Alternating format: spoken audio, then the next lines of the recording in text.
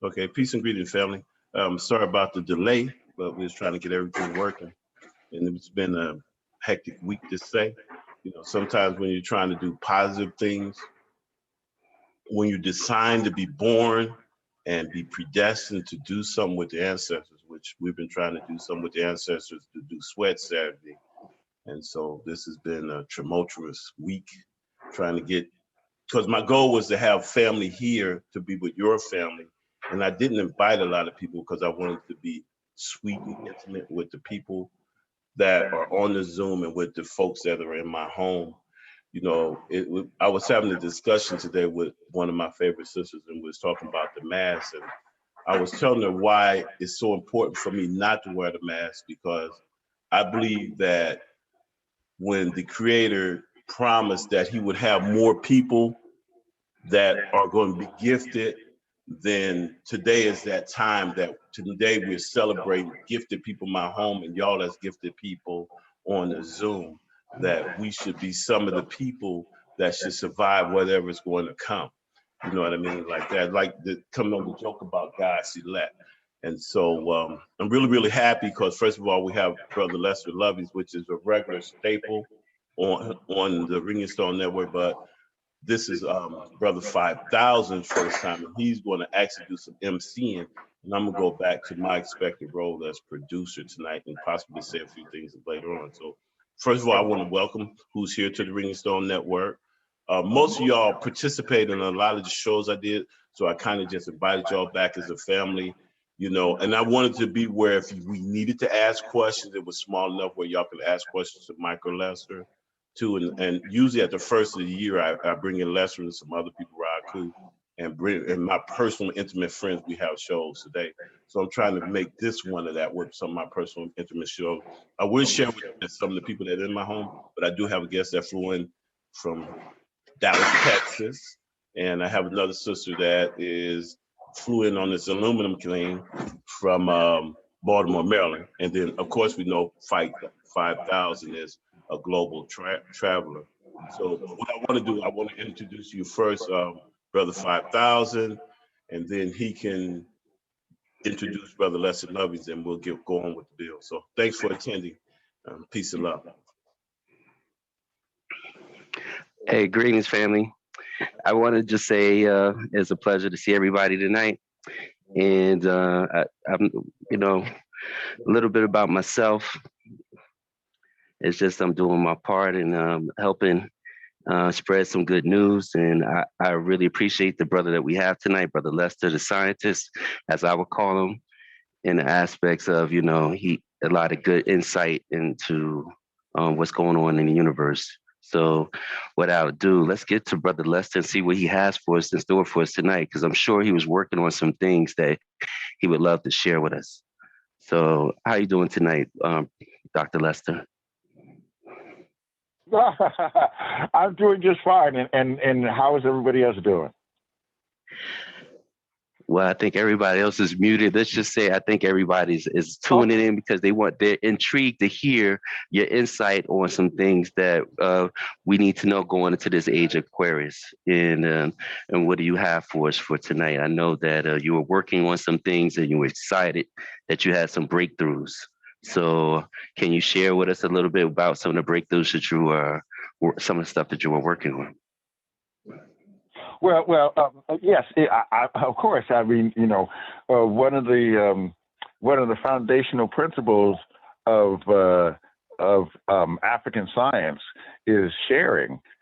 But before I start on what's new, I just want to reiterate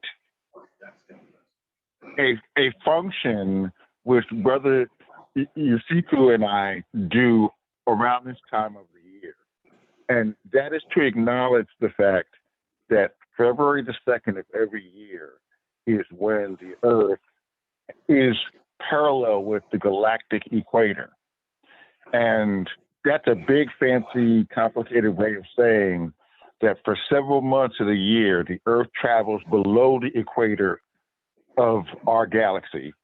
And then for several months, it travels above the equator of our galaxy. So on February the 2nd, that acts like the day that the early plants break through the ground.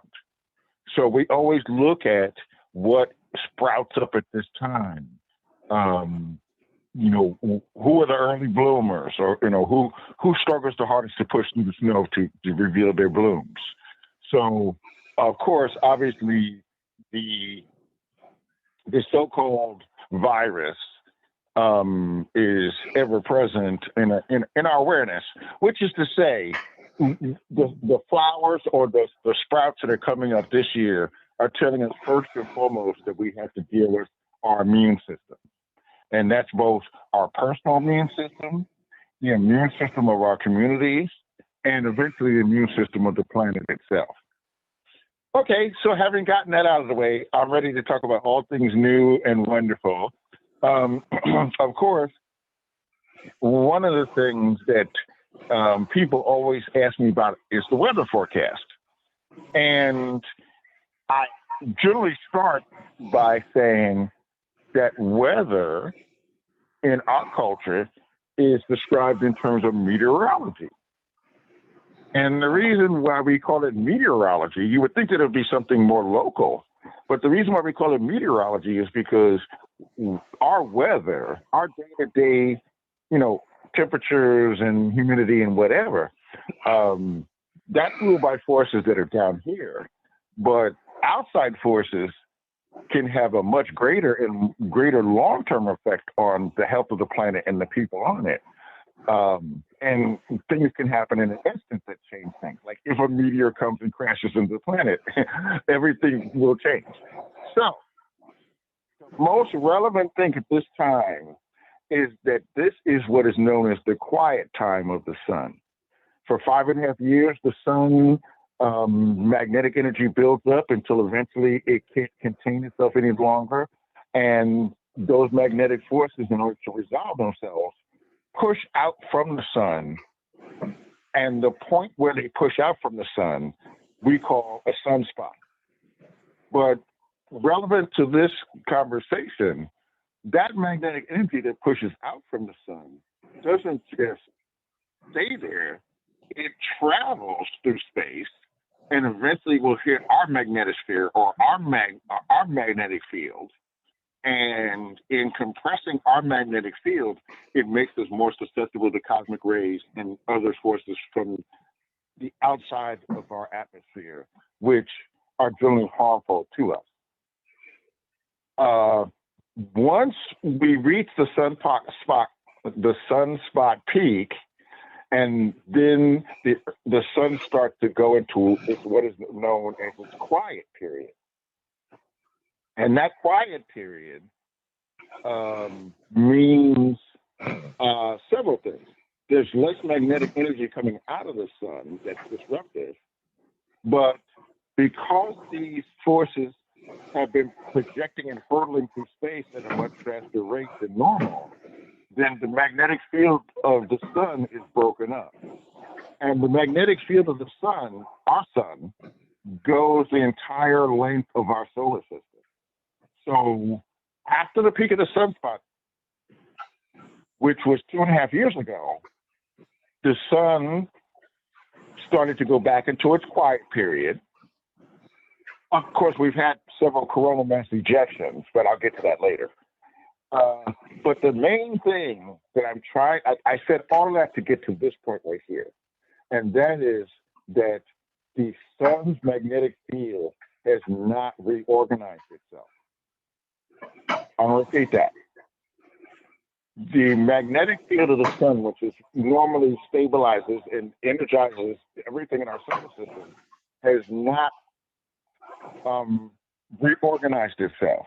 And therefore, if I were a virus, this would be the ideal time for me to exist and to spread, because our personal immune systems are directly related to our magnetic field blocking out these harmful rays, and part of that is the sun's magnetic field being more organized. So that means, as I said in the very beginning, that we should be doing work on our immune system. And not just our own personal immune system, that's the beginning, but also the immune system of economics, the immune system of literally our highways and, you know, the way we travel to work and the vehicles we use. So there's plenty of work for everyone to do in terms of there's many broken parts of our society. And that's the first suggestion that I would say. Work on one's own immune system, and then from that, I'll be attracted to what is the bigger expression of that outside of myself. So would you say that us working on these immune properties has to do with, I heard you say financially. So would that be with why we're in a where you have a lot of people looking towards to doing humanitarian projects for the planet? See, first of all, first of all, somebody had mentioned the fact that we're in the Aquarian age, we're vibrating under Aquarian energy. Right. And once again, you know, this month of February, we had 6 planets in Aquarius. So Aquarius is first and foremost a vibration that we're under and we're learning from. Aquarius is about it's about the whole. It's about energizing each individual so that the whole will be as strong and productive as possible. So that now, once again, in Aquarius, we must purify ourselves in order to do that humanitarian work. Mm-hmm. So those two concepts are interconnected. But absolutely, the more I purify and cleanse myself, and when I say purify and cleanse, I'm not just talking about enemas and blue-green algae. I'm talking about, when I say purify myself, any and all things that block the transmission from the universe to me. So as I clear out that static and I get more and more reception, immediately I'll be informed as to what I want to work on. It won't just be, it won't be some intellectual pursuit that I'm just like, oh, I want to help the Eskimos or whatever. It'll be a direct correspondence because the universe is telling me, oh, did you know that, 7 generations back, your ancestors worked with, blah, blah, blah. There are connections. And so, yes, that is why. Also, astrology works in complements, which we tend to describe as opposites. And so the complement to Aquarius is Leo. And that also has to do with the king, or the queen, who's leading us. And part of this Aquarius motivation that we're all feeling is that we have to be the king or queen of our own kingdom, and our kingdom is our body and what we do with it. So there's a very heavy, there's a very, very heavy urge for us to understand Aquarius at this time. And if we look at the symbol of Aquarius, okay, it's those, that up and down lines, right? Right. And that's literally the path that the sun takes around. That's literally the path that the Earth takes around the sun. So, so we're going upward now. The Earth is going upward in terms of the galactic equator.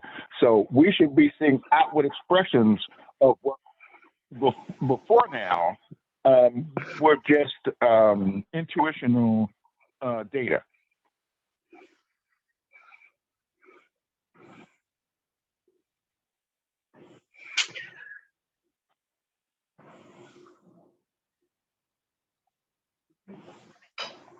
It is also true from an Aquarian standpoint that all of us are more closely connected now. Or when I say closely connected, I mean, instantaneously I can talk to anybody almost anywhere in the world.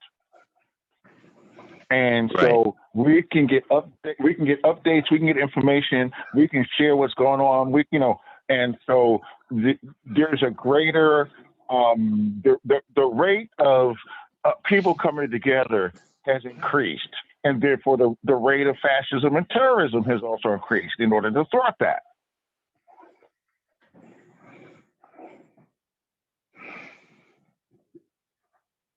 So let me ask you, Dr. Lester, what would be some of the examples that you that you would have in relation to the effects that you see for us to be able to build from and go from in this age? Like you mentioned that that it's a time where we have to cleanse our bodies and stuff like that. What are some things that you have developed for us to help us in doing so?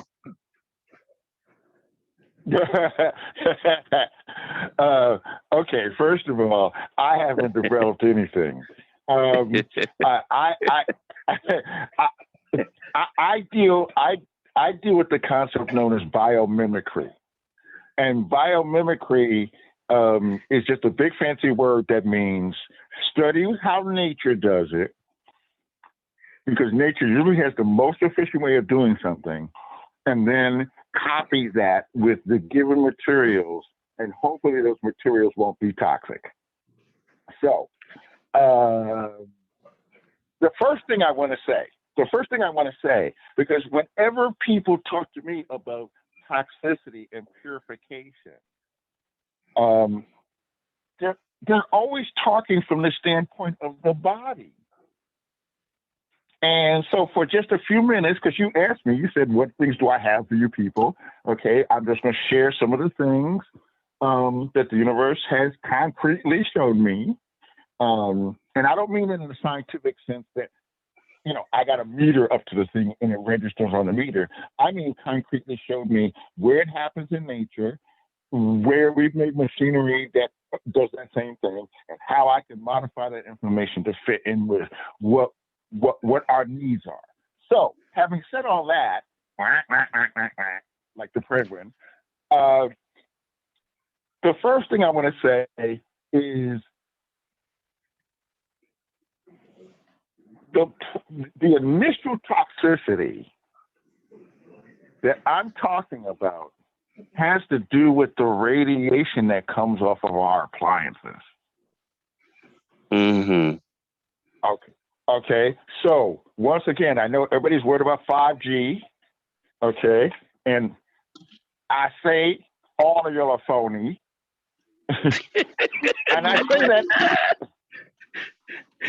Well, hold that thought for a minute, Doc. I think I have a caller that wants to ask a question in relation to what you were saying. So, okay, Miss Mitchell, you have a question for Dr. Lester? You are muted.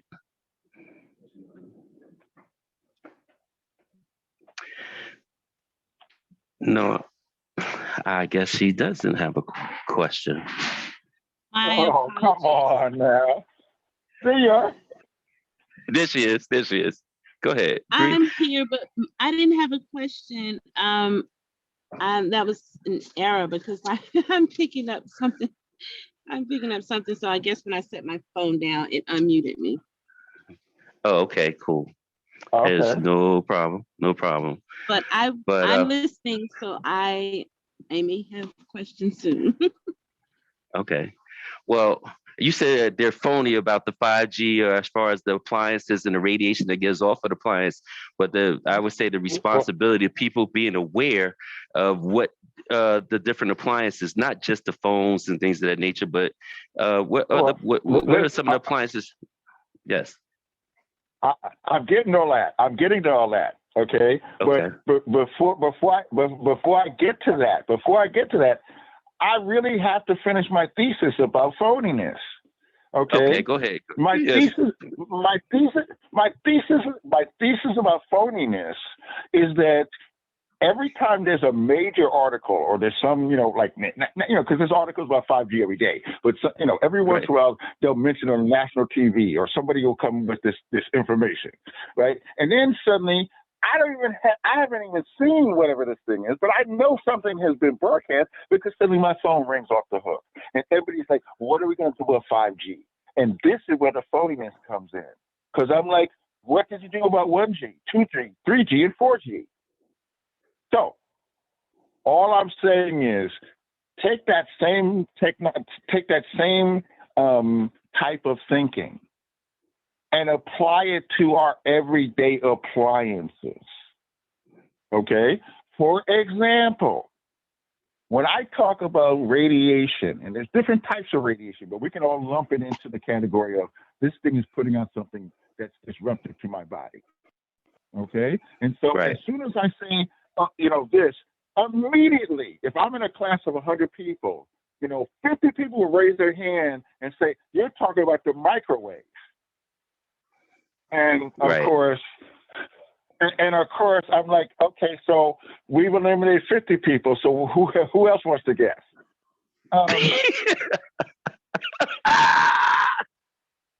Excuse me. I'm sorry. I couldn't contain myself. No. Listen, brother, what I'm saying is this. A lot of times, when people use microwave ovens, they will turn on the microwave oven, and let's say they turn it off for a minute, okay? Well, even if there is radiation coming out of that bad boy, people don't normally stand in front of their microwave oven the whole 1 minute. So if we move far enough away from it, that radiation, if there is radiation coming from it, will not be that disruptive. But the main point is not whether the microwave has radiation or not. It's how long are we in front of it. So if I'm heating up something that takes 2.5 minutes and I'm right there in front of it, I'm in front of it for 2.5 minutes. And people will worry about being in front of that microwave for 2.5 minutes. And then they'll take that plate and they'll sit down in front of their TV and they'll sit in front of that radiation for an hour. And the radiation from the microwave doesn't go more than 3 feet. The radiation from the television goes 50 feet. Mm. Okay, so this is what I mean by phoniness. We really have to examine each thing that we're working with. I don't mean examine it technologically or scientifically. We have to vibe with this thing. Okay, so we have the 4 major culprits. That is to say, the things that we are around longest and give off radiation. They don't all give off the same amount of radiation, but we have first and foremost the television, okay? Then we have computer, the refrigerator, and the fluorescent light.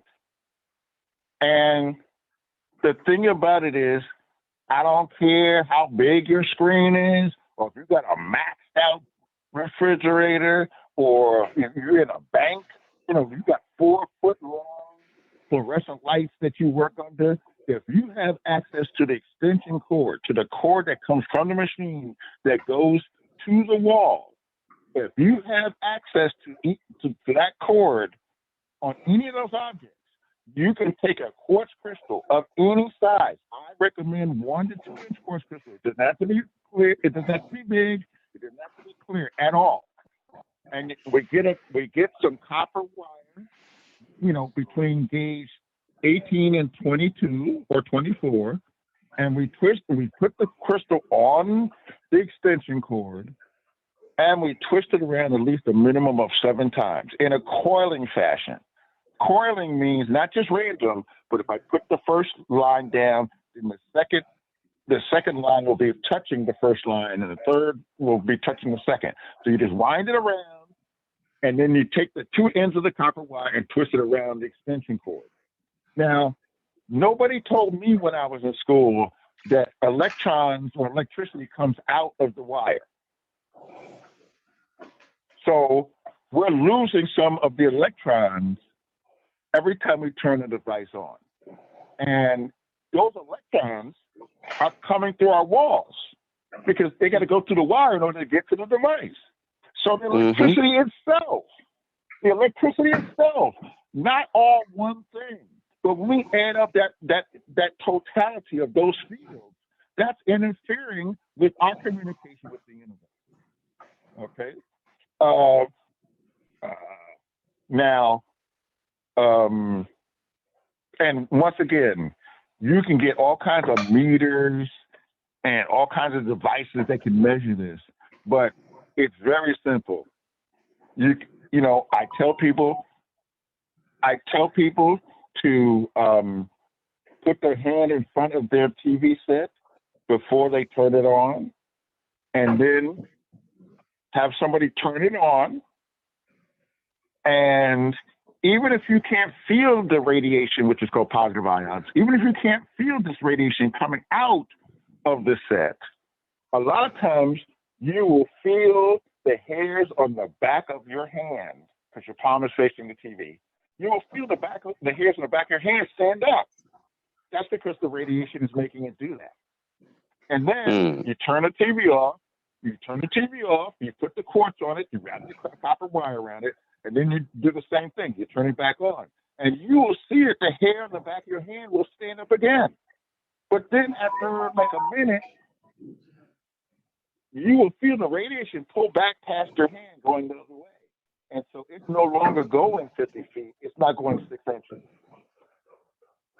Not affecting us. Of course, we want to have the most negative ions in our environment.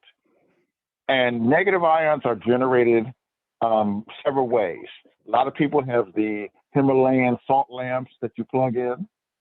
Quartz crystals all generate negative ions. So do pyramids and any form of moving water above ground. So fountains, you turn on your water. And in turn, so before I get to ionization, let me just talk for a moment about water. Okay. Okay. The most basic thing I can say about water, because some people use water from the tap, some people buy bottled water, some people have filters. Okay, and I'm just going to give you a couple of basic. Yes. I was just going to say, what about distilled water? We're in there. That's all. Oh, okay. We multicultural. We'll include distilled water in there. Okay. The bottom line of what I'm saying is, when I deal with the tap, tap water, our government tells us, and they legally have to tell us twice a year. They tell us that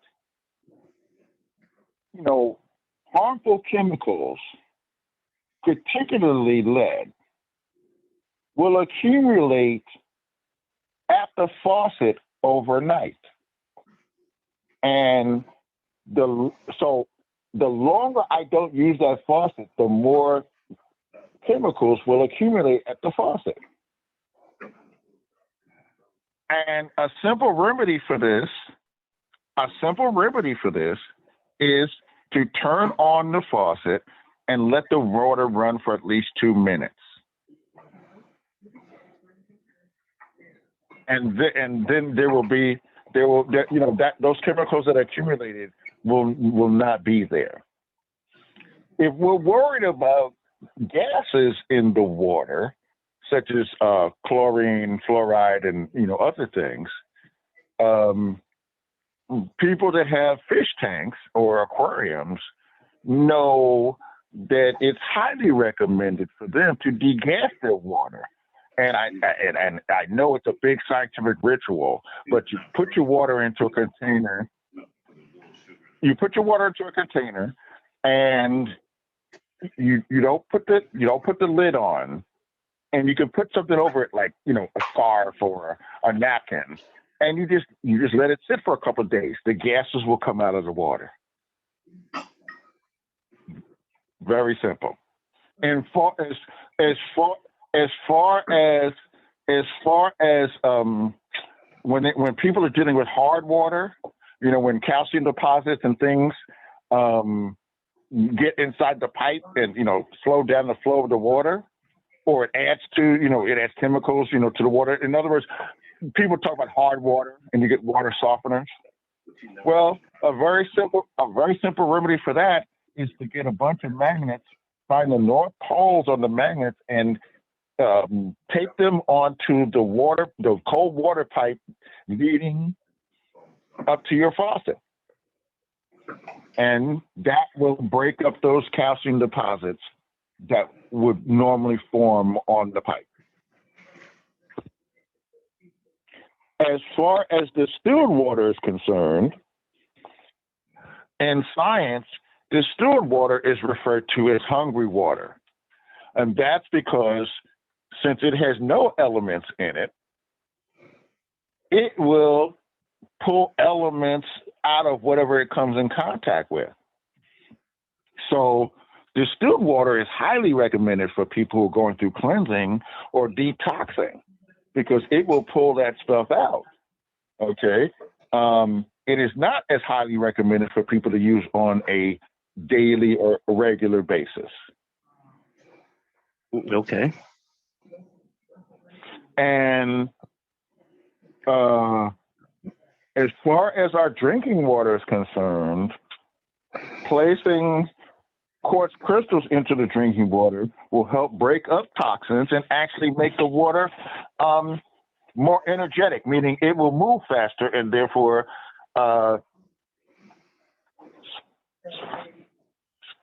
spin the cells at the proper rate and break up, break up chemicals and negative stuff that's in the body.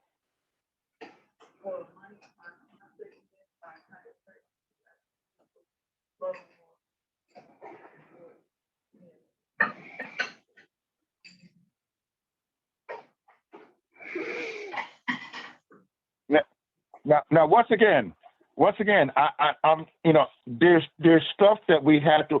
The overriding principle here is that we have to examine the stuff that we use in our lives, and not just assume that it's been okayed by some governmental agency and that it's 100% safe. That's just not a reasonable conclusion or assumption to make at this time period. So. Okay. All I'm saying is, I'm going to go back to my original intent, my original thesis, which is our major function, or how we should be functioning right now, is in working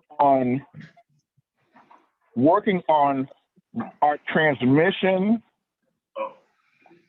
with the universe. Some people call it the higher self. Some people call it God. Some people call it all one. Whatever that name is, we have got to lower the static so that we're receiving the information, and purifying the body helps to interpret the information. And then here's the third part. One of the most important things that we need to be doing right now is mimicking the sun. And that is getting the proper rest. The sun we've never seen the sun rest, this long without establishing itself. So obviously a major shift or something very major is coming down the pike. And therefore we've got to get the proper rest, because even when the transmissions come in, if we're not rested, we won't be able to interpret them properly and or act upon them and actualize them. Let me go to this, back to Dominique. I see she had a question. Go ahead, Dominique. All righty. Well, I just wanted him to repeat what he said, the last thing he said about the water in our cells, because it kind of broke up for me. Okay, so what was the last thing you heard? That was what I heard. I heard something about when you were going through the things about the distilled water and so forth and so on, and then you got to the last thing and you said something about water. I don't know which kind of water you were speaking of, in our cells. Well, I think when you broke down distilled water, what you told what distilled water was good for. So, like when you said, as far Hmm. as the toxin of the body, and then you went into regular drinking water and what's good for drinking with the crystals. So I just reiterate those two things.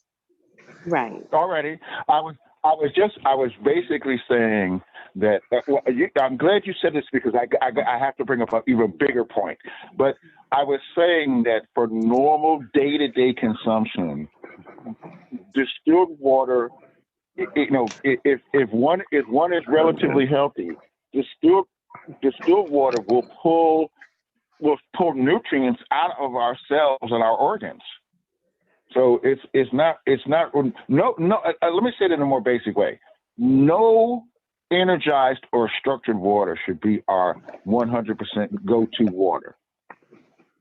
And so if I'm having distilled water, which is a form of structured water, if I'm having the Kangen or these machines that alkalize the water to be above 7.0,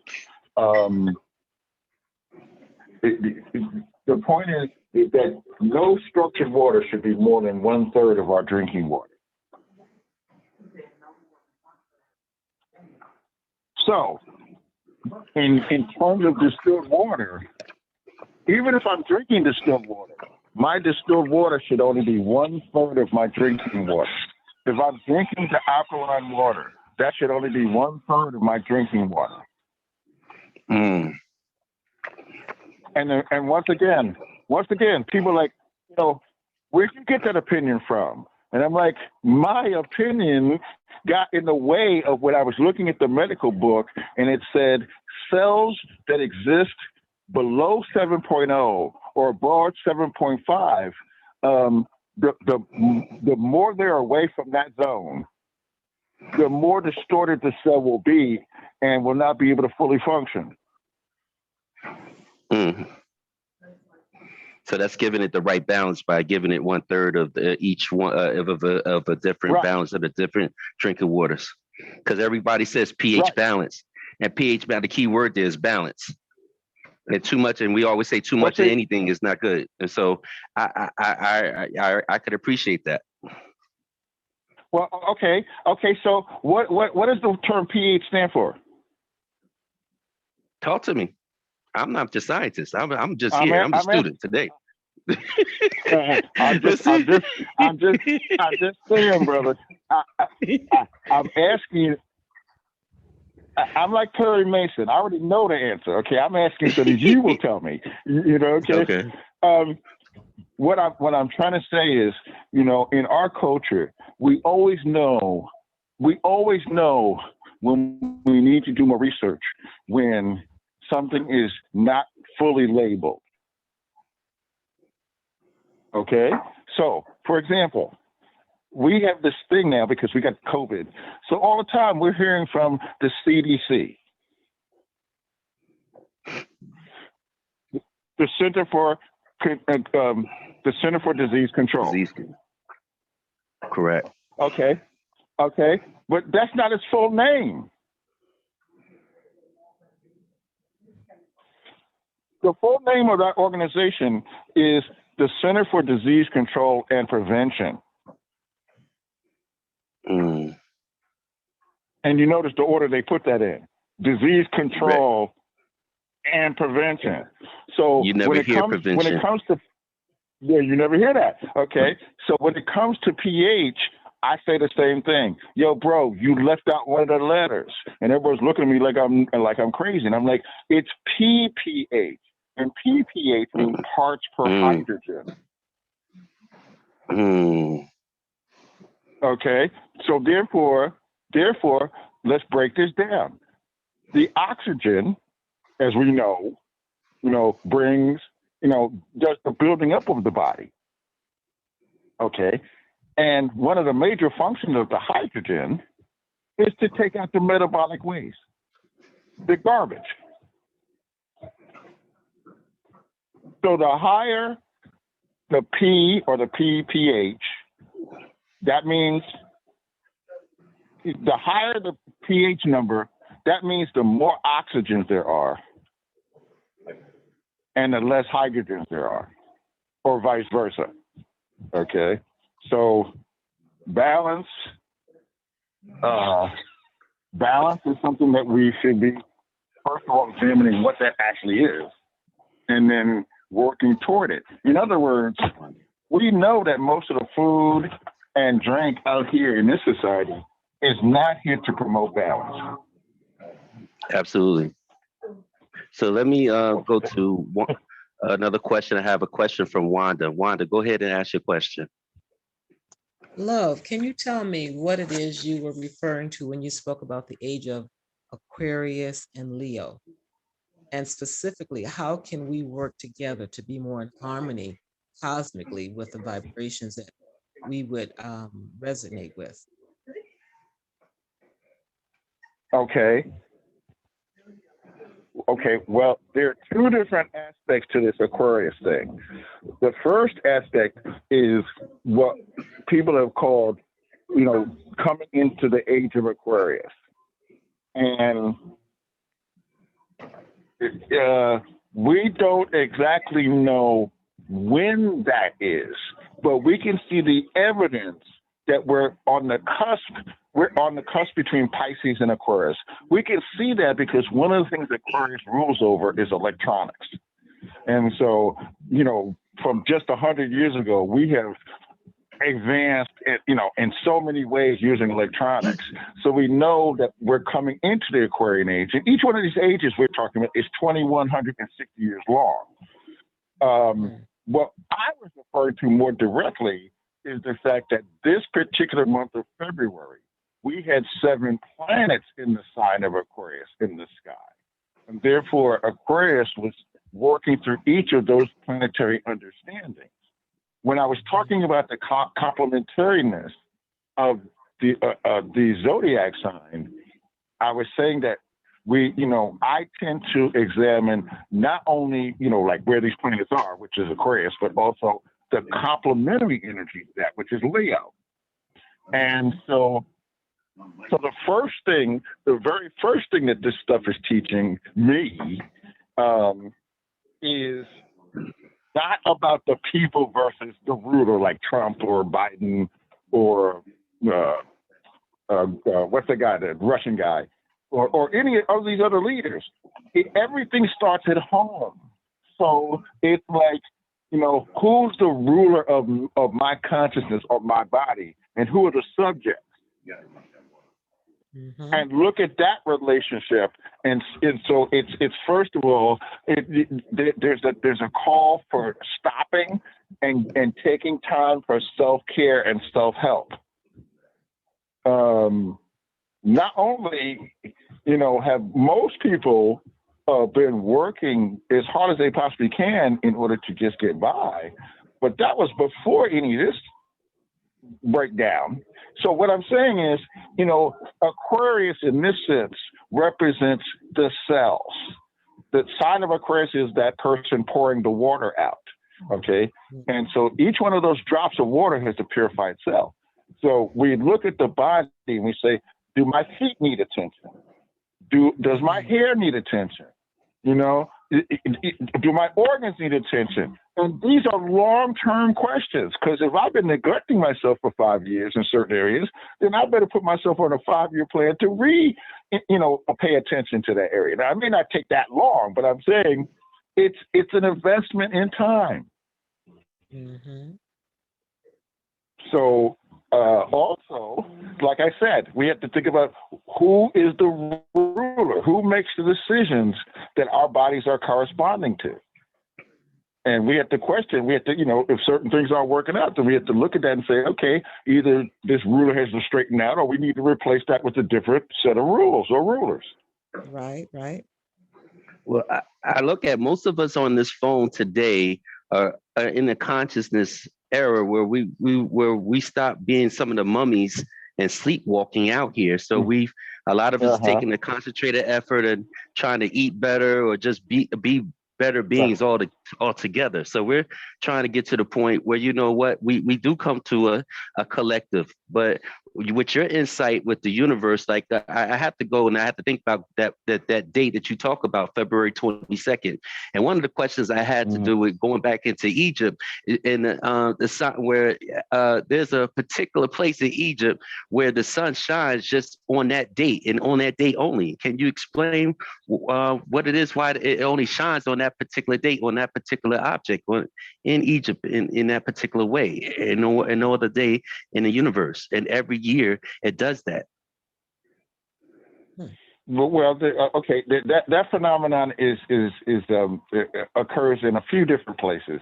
But what the general principle they're letting us know is that for the Egyptians in particular, but for many of these ancient cultures, the primary function was when do I initiate what I'm trying to get accomplished? What's the best time to start? And they spent an inordinate amount of time studying the stars and astrology and astronomy to figure out the best time. And so when you have a phenomenon such as that in Egypt, they're telling you that not only have we coordinated, not only have we said that this is the best time for whatever that purpose was they used that for, but then they locked it in by making this structure so that you could physically see this is the time. In the Pyramid of the Sun, outside of Mexico City, every year at the summer solstice, there is a panel that is the fourth step up that will it will light up on the summer solstice. And then at the end of the solstice, which is like 2 days later, the exact moment that the solstice ends, the thing will blink on and off for like a minute. And this has worked for thousands of years. Every year, faithfully, on that day, at that time, it does that. So, this is how they looked at it, because they wrote about how they looked at this. They looked at this as saying, not only is there a continuum, is there order, is there ma'at in the universe. In addition to that, it is our observation of it that it makes us know we are part of that ma'atness.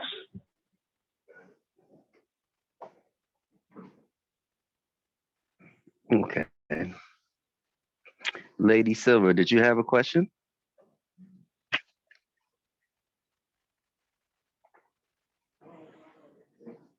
No, okay.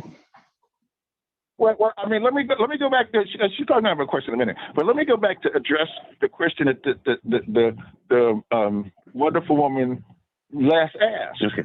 And that is to say, we're not into like storming the Capitol here. Okay. Right. And so, I say that both as the physical reality and as the fact that the Egyptians love to make puns. Okay. And the word capital, means the head. Okay. Right. So, in other words, we're not going to storm somewhere and take out something like, if I'm thinking I'm eating certain things that I know I should not eat. Right. So rather than me just saying, I'm going to stop eating that, I want to turn around and say, okay, you've been eating these Twinkies. Okay. So as the ruler, you've been sitting up here eating the Twinkies. So now let us go down into your cellular structure and see how that's affecting the people. Mm-hmm. And that's the relationship I'm talking about. You know, sometimes the physical body will talk to the ruler, you know, like we generally call it aches and pains or disease, but it'll say, hey, you know, something's not right here, or something's, you know, not fully developed. On the other hand, there are times when I've drank certain waters and my whole body tingled because the water was just so energized. Now, of course, I was outside, you know, next to a river, but you know, I'm not used to my body tingling after I drink something, you know. But so I'm saying it's both positive and negative. You know, we're having communication. We're having cellular communication.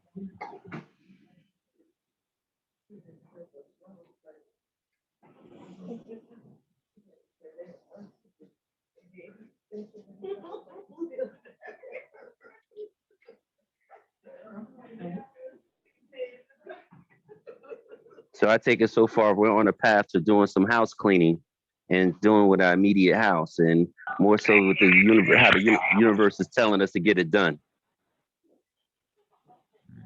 Yes, indeed. And see, once again, you know, any time, a year ago, okay, if I ask people about,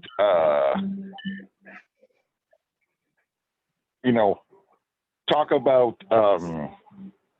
what I'm trying to say is this thing has educated people all over the world about certain medical and scientific things that go on within their body. Correct. And so obviously, you know, it's not the fact that, you know, they're telling us about our immune system or, you know, how far away our breath is or whatever. It's the fact that we're all learning it at the same time. It must be significant if we're all, you know, having to deal with these principles at the same time. This is not an American problem or a New York problem, you know, or not even problem, not, you know, a fact. You know, things are coming out that everybody in the world is having to address. So this is, yeah, as you said, this is a global lesson, house cleaning. But the house cleaning, as I said, is only to be for the greater I'll just say harmonics that are waiting to come through.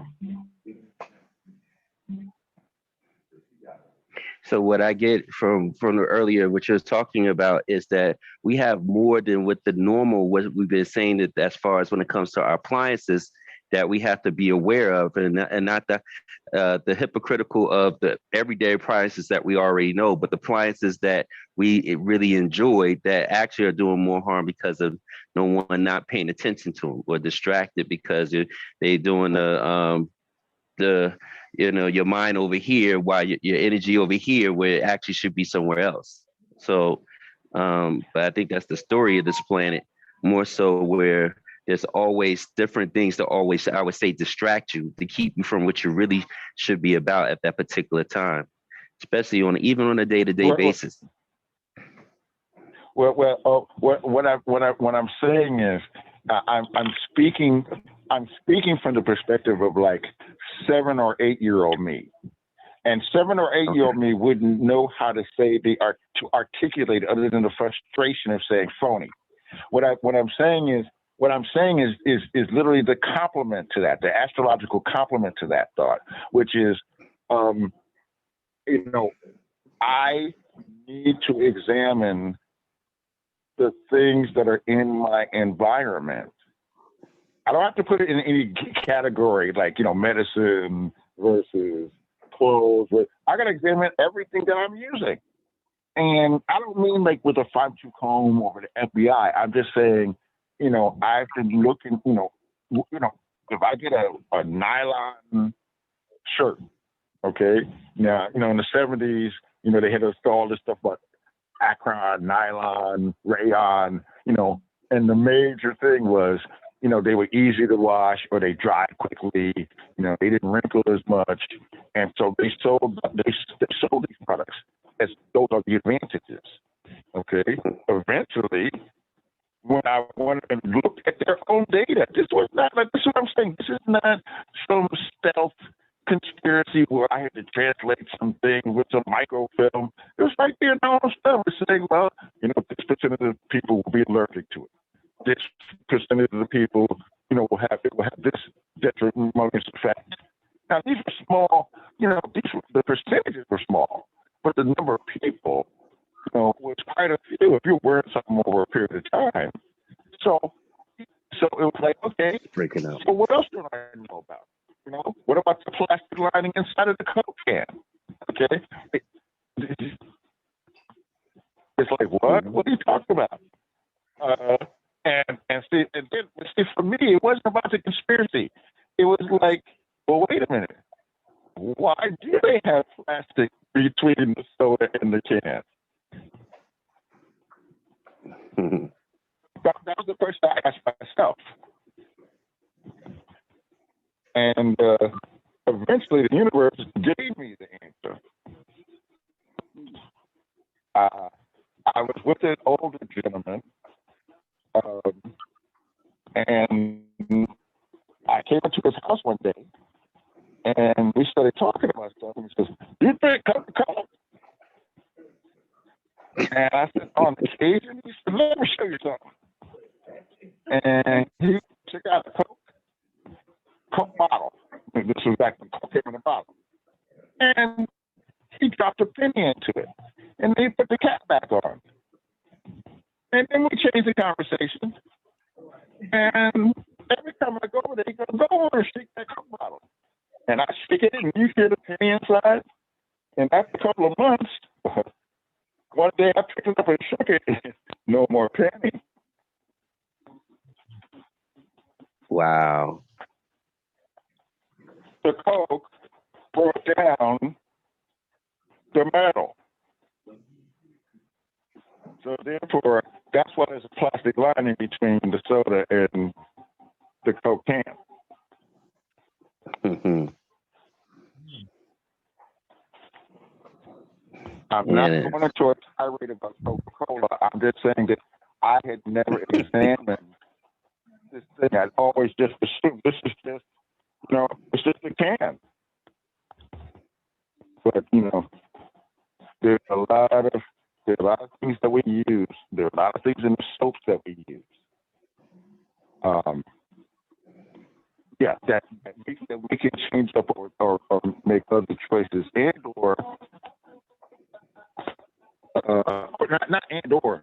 and eventually start making ourselves the supporting the people out there who are making. Well, what's interesting, you said. Yes, go ahead. It was interesting what you said earlier about mirroring nature. So I'm interested in some of the things you've come across lately in doing so, mirroring nature, that what you do in your house and stuff like that. I'm very excited about putting some of those things in more emotion, especially anything else that you've done to do such. Can you share some of that stuff with the audience tonight?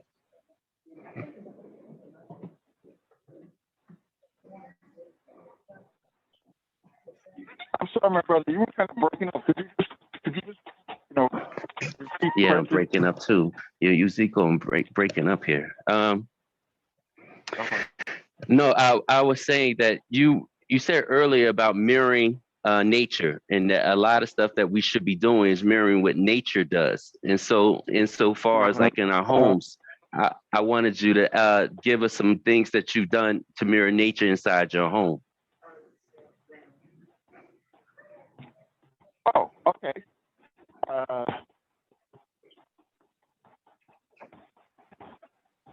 Well, when it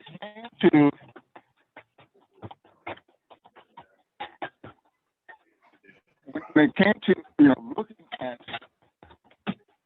the modern dwelling, all I did. Who's that in the background? All I did was I I went back in time and looked at examples of other housing that people had lived in. And whether it was an African hut, a teepee, a pagoda, even the old cathedrals,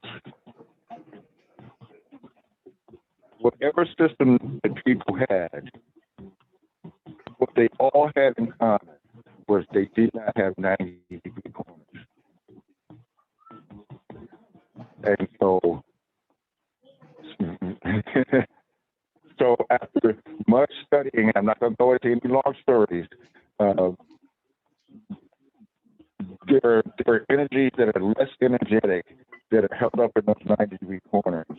And they can be liberated by simply cutting out triangles and gluing them up in the corner so they're wedged up in the corner. They're not flat on the wall. The 3 points of the triangle go to the 3 grooves of the corner. The one that comes down, the one that goes to the left, and the one that goes to the right. If you do that in every corner in your room, you will decrease the positive ion and increase the flow of the negative ion. And this has all kinds of ramifications in terms of cleansing, taking particulates out of the air, breaking up smoke, dust, taking particulates out of the air, breaking up smoke and dust, creating more oxygen, breaking down carbon dioxide in the room. It helps with digestion. We breathe more deeply, the more negative ions that we generate. Dr. Lester, can you maybe move a little bit because you're kind of breaking up on us? I don't know okay, if that's I am. Right. Okay. Let me know when it's good. Okay, I'm talking. I'm going to try to go outside. Hold on. Okay. He's going outside.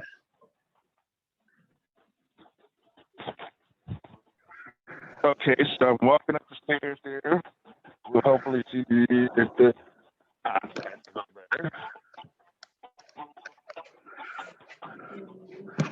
I hear like you're in a music studio or something. Yeah, I think we got some people rocking in there. Okay, how's it? We're gonna roll with it because we're here. We're gonna roll with it. Okay.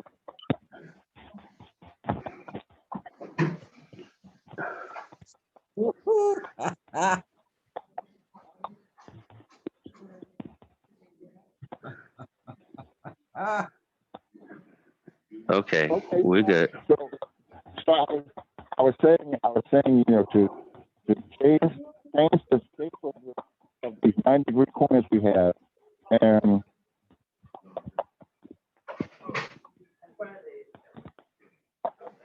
get some jars, some glass jars, and pour some water into each jar and put 1 quartz crystal into the jar, and just letting that sit there. After 3 days, it's going to really make the ions.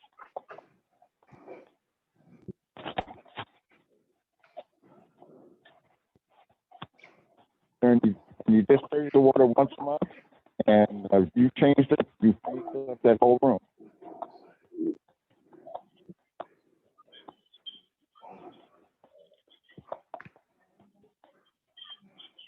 That's all right.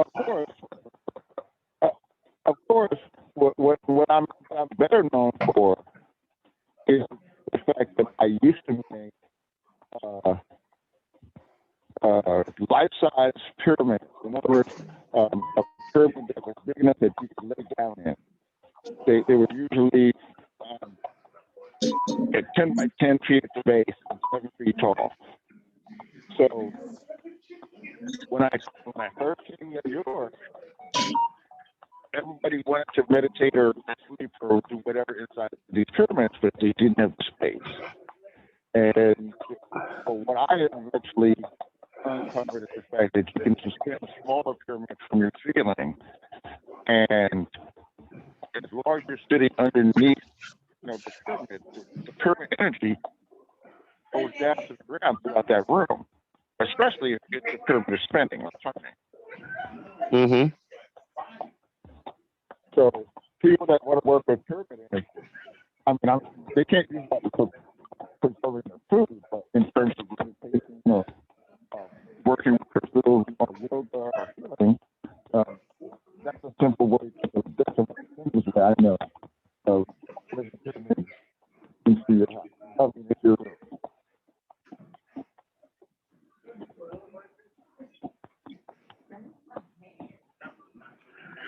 So let me open up a room for anyone that might have any questions for you tonight, Dr. Lester. Does anyone that has any questions, please raise your hand. Go ahead and we can get to you.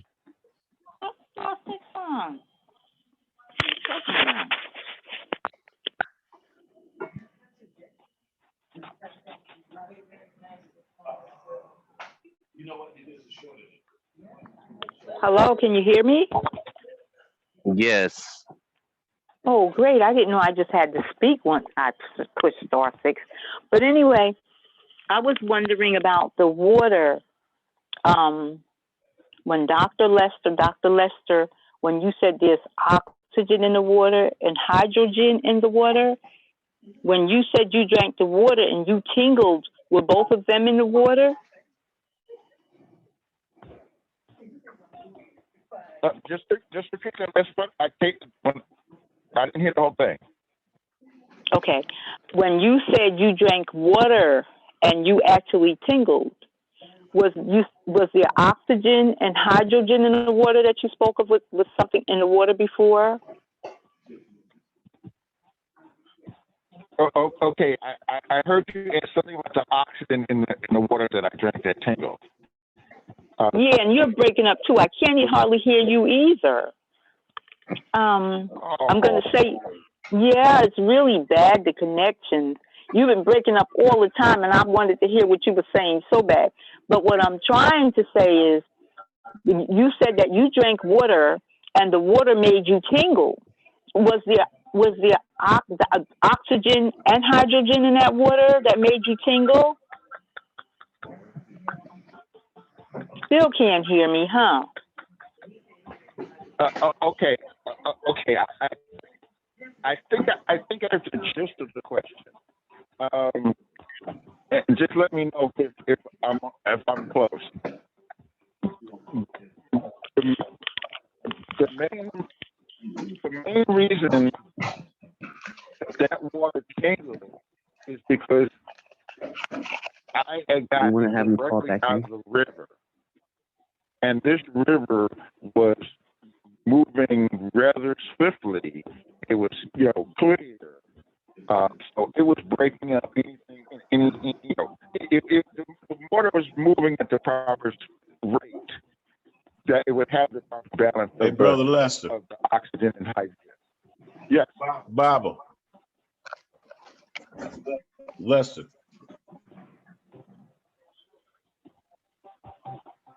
Can you hear me? I hear you now, but go ahead. Okay. Hey, Brother Lester, I'm going to hang up and call you back to see if I can get another channel right quick. Okay? A better channel. All right. Because we're getting a lot of...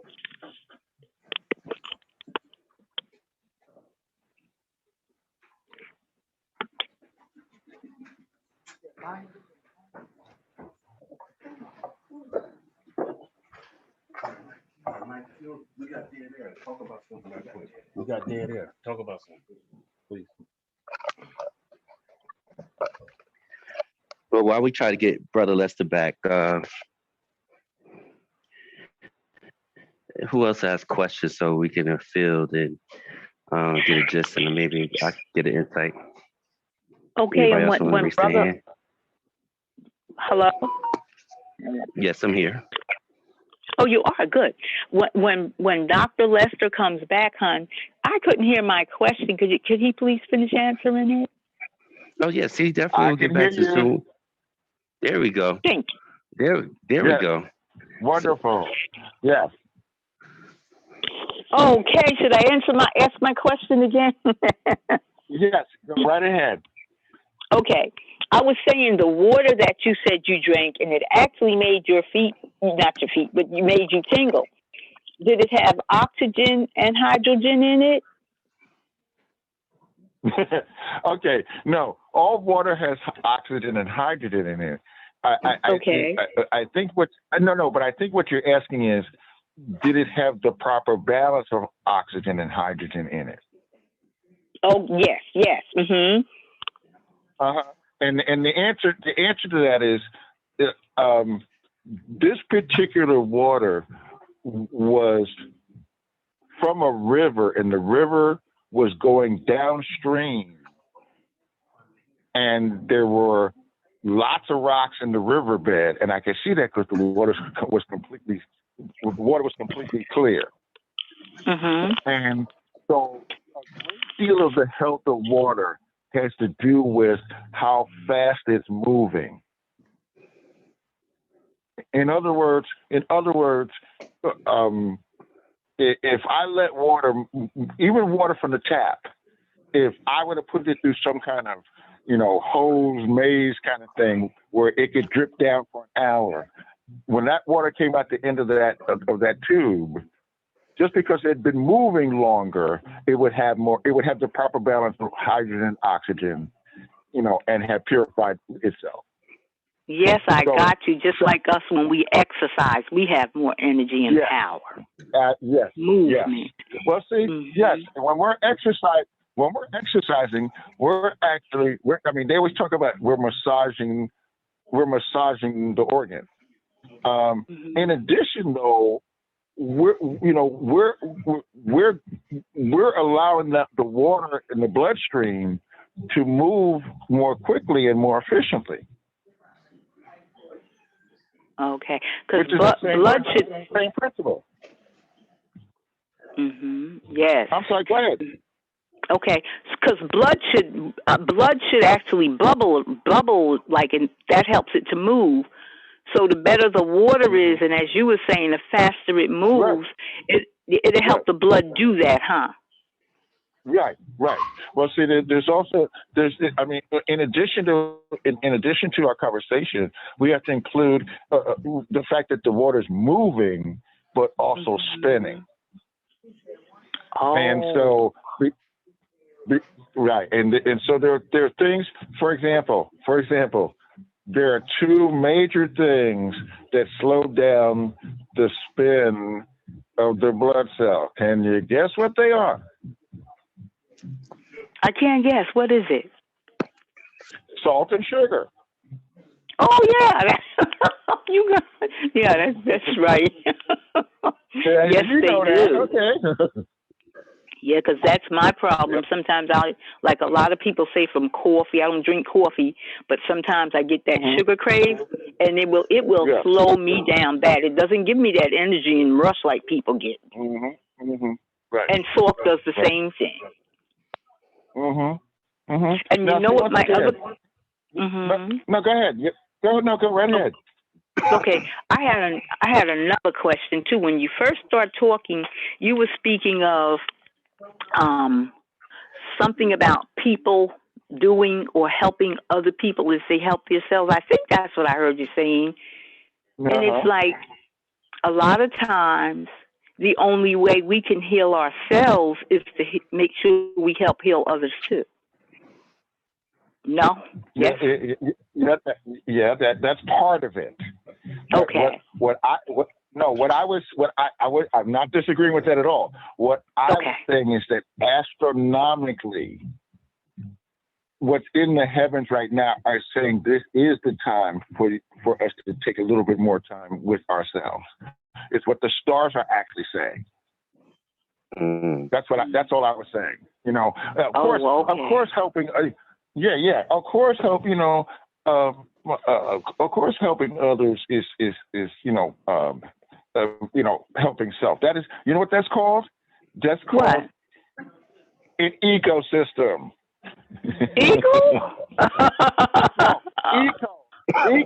Ecosystem.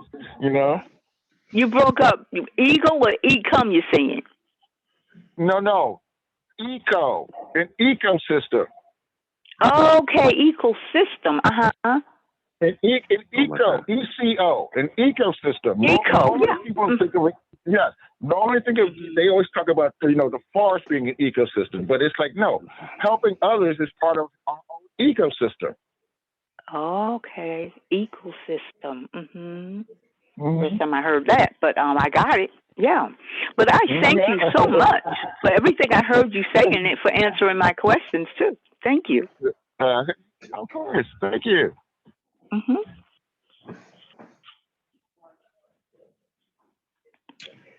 We have Brother Dwight Douglas. You have a question?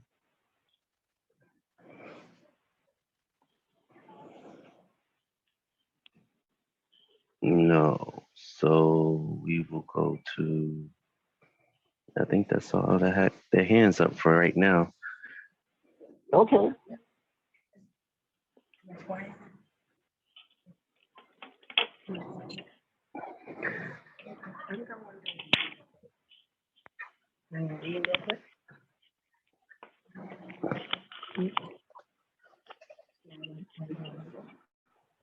Oh no. Oh no, it wasn't even that. No. Um let's see who we got here. So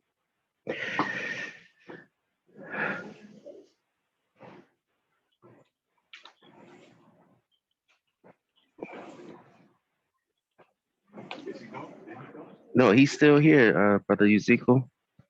Brother Ezekiel's I think he's Uh-huh. gonna come in and ask a couple All of right. things himself. Yeah, I got a couple questions for you. And Yeah. thanks for coming. I appreciate you. You know what I mean? And also remember, because we're doing the show early, tap on some of the tools for the equinox. So when March comes, if you remember, do that for us. But my first question, I got two. My first question is kind of true or false, and then I want an explanation of what knowledge we get from it if it's true.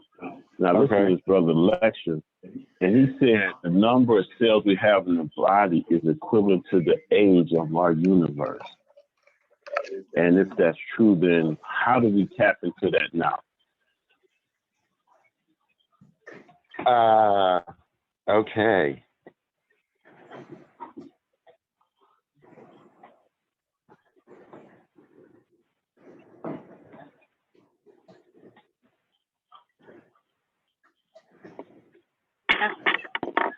Well, okay. Well, I'm not. I'm saying this as a scientist, not as some sage sitting on a mountain. Um, the very first thing that comes into me to say is spin. There are three basic principles that things that have consciousness obey. And those three things are they spin, they circulate, and they spiral. So if we're talking about blood cells, if we're talking about planetary systems, if we're talking about galaxies, all that stuff applies. So I'll just talk for a minute about spin. Just like little kids spin, they turn around and they usually make some kind of sound. Okay. And they, when I was a kid, I'd do that till we fall down on the ground, and the world would spin around for a couple of minutes before we get up. Well, this is a very, very healthy long-term exercise to start doing. If you want to look at either whirling dervishes,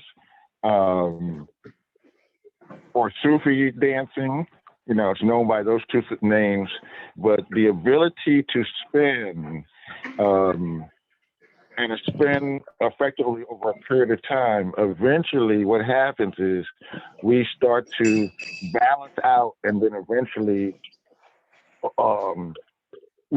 basically, the simple way I can say this is we start to have effect on space and time around us. but but but in order to even get to that level, I mean, these people can spin for hours, but even to get to the level of spending 10 minutes without falling down, it takes concentration. But the first benefit is that it's speeding up the circulation in the blood. And the faster, it's not the circulation in terms of the blood moving faster, but in terms of it spinning faster. Okay. And so that enables us to pick that the faster that's spinning, the higher the frequency. In other words, the greater the information that we can pick up from our local environment as well as, the universe that's out there. Now let's look at this a whole nother way. Let's say that we're looking at the same thing, but we're going to move to the opposite side of the room to look at it. Okay.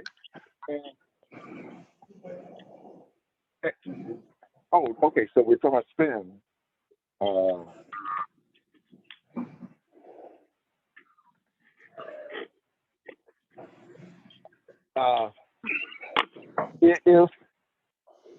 If I'm working on spinning my cells, and the way that I'm working on that is by actually spinning, 1 minute a day, and then eventually I'll, once I get used to that, I can go up to a minute and a half and then 2 minutes or 3 minutes.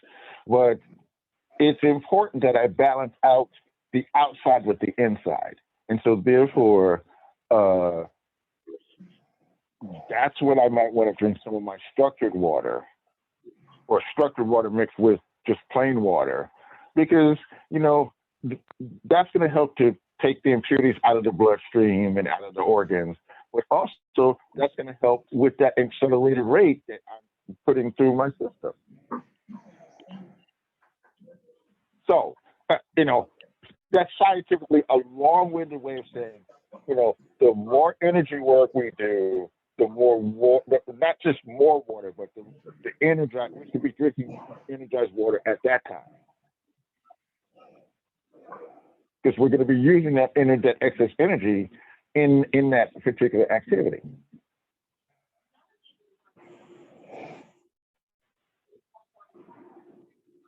The other thing I would look for, and this is an annual thing, is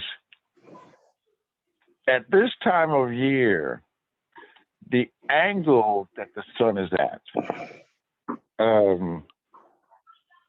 At different times of year, the sun is at different angles. For example, the summer solstice, we know it's at a 90-degree angle because it's straight above us, right? But at this particular time of year, the angle that the sun is at, with the solar lens effect, it's emphasizing yellow and purple. And so one of the ways that I know that spring is on its way is the fact that the flowers that that bloom at this time are yellow or purple.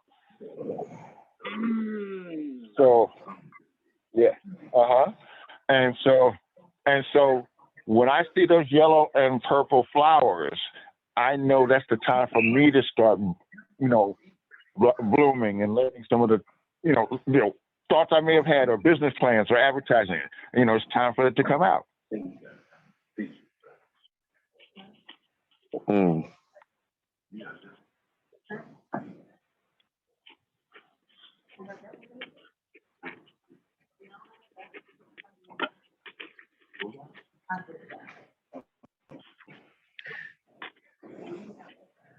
Okay, so do we have any other questions for Dr. Lester tonight?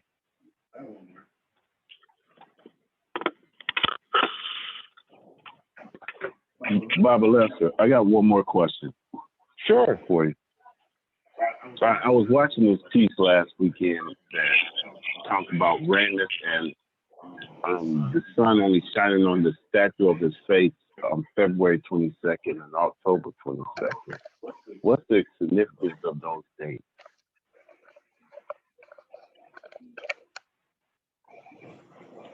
What was on the face? The sun looks like in his temple, he got a statue of him and his father and his grandfather. But the sun only shines on their face February 22nd and October 22nd. And I understand that our relationship in February with Candlemas and Valentine's Day, I understand that, but I wonder was February 22nd and October 22nd another significant day because they correspond with Halloween and when that certain portals are open. You see what I mean? Right. I'm trying to count back. Hold on. Just give me a minute. Sure. Summer is May 1st. Okay, but summer is so that's the halfway point. So go back to the halfway point. That would be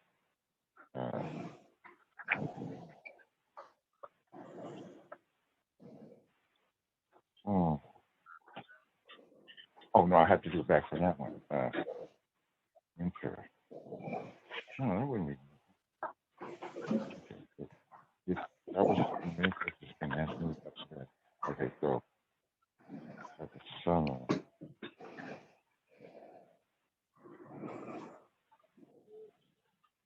Okay, I'd have to draw that on paper, but I think because the Earth. Okay, you know you've seen the pictures of Earth, and our magnetic, our North Pole pointing to the North Star. Mm-hmm. Okay, but it doesn't exactly point there all the time. It goes around in a sort of wobble, and so every degree takes 72 years. What I'm saying is I'm pretty sure that in the Greek times, this is a Greek temple, correct? No, Egyptian in Kemet. Oh, well, yeah. Okay. It's one temple of Ramus that they attribute to building the pyramid. To Ramses? Ramses, excuse me, Ramses. Yeah. No, that would have been that would have been during the Aries time period. That in other words, that's old. That's old Egypt,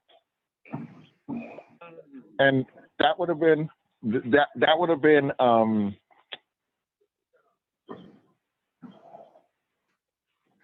been the beginning of spring.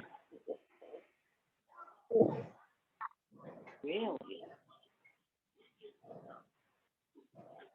The April one would have been the beginning. No, I'm sorry. That's not Old Egypt. That's New Egypt. That's Ramses. Yeah, that would be new. That would be New Egypt. But what that signifies. Okay, I'm babbling because I'm doing all this math in my head. What that signifies is the changeover of when we went from like we talked about, we're in the Pisces age and we're going into the Aquarian age. What that temple was a signal of was the end of the Taurian age and going into the Aries age.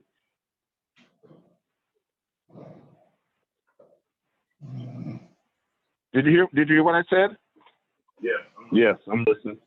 So it should be another date that you and I should explore that us conscious people should be looking at also. Like we look at the equinox, we look at the longest day, the shortest day. We have to examine Candlemas with the center of the universe. Should we examine February 22nd as a point of where he said that's about illumination? This is about illumination, where that's the only time that's something we get illuminated from the center of the universe. Okay. I look. I know. I feel exactly what you're saying, and I need to do a lot more research. I know what. Yes, we can figure out what that is. The initiatory. What it's telling us. That's the best time for it. 'Cause that's the best way to explain it. Okay. Because I was just wondering. I mean, I do agree with you that it denotes something with spring. You know what I mean? And just like Valentine's Day is when our heart chakra is lined with the center of the universe. You know, then you go 11 days later, and then he's shining some illumination on the face. But also, when you look at it, possibly, could that be how far the sun travels from Valentine's Day up to where the sun is shining on your face on February 22nd? Where illumination goes from heart chakra to your pineal. You know what I mean? Like that. And that's my stretch of my imagination. I have no science in it yet, but it was just interesting when the spirit let me look at that particular piece and like why he picked that day and why that day has been so consistent from the age of Taurus through Aries and Pisces to now it's still working as we get ready to go into Aquarius. Well, brother, I misspoke. I was trying to say that was when, at that time, when they made that temple, and what that energization is about, is that's the beginning of summer, and that was the beginning of winter for them at that time. Okay, I got you. Okay, and it has because moved to March states, now. all those they lived so long. Their culture was so long that they lived through multiple signs. You know, each sign is 2,000 years, and they lived and they expressed it in the different angles and the way the stars had moved. So yes, but yes, a major principle is always initiation as far as the Egyptians are concerned. When is the best time to start this particular activity, or this subject matter in general? Now, Kwame, you can mute yourself. You have a question? Hey, just a minute. Let me finish one more question, then Kwame can have it. Okay. It's about, man, I don't want to be rude, but I just, you just mentioned something about live so long, and then I had seen a piece where the Anunnaki came and capped our DNA to shorten our lifespan. Have you found any evidence of that? Well, the short answer is yes. Okay. No. What I mean is that mission continues today.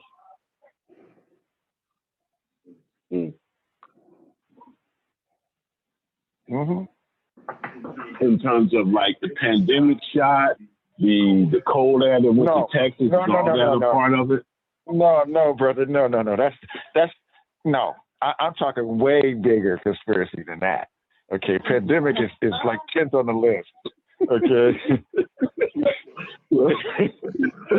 Well, give us two. One is two.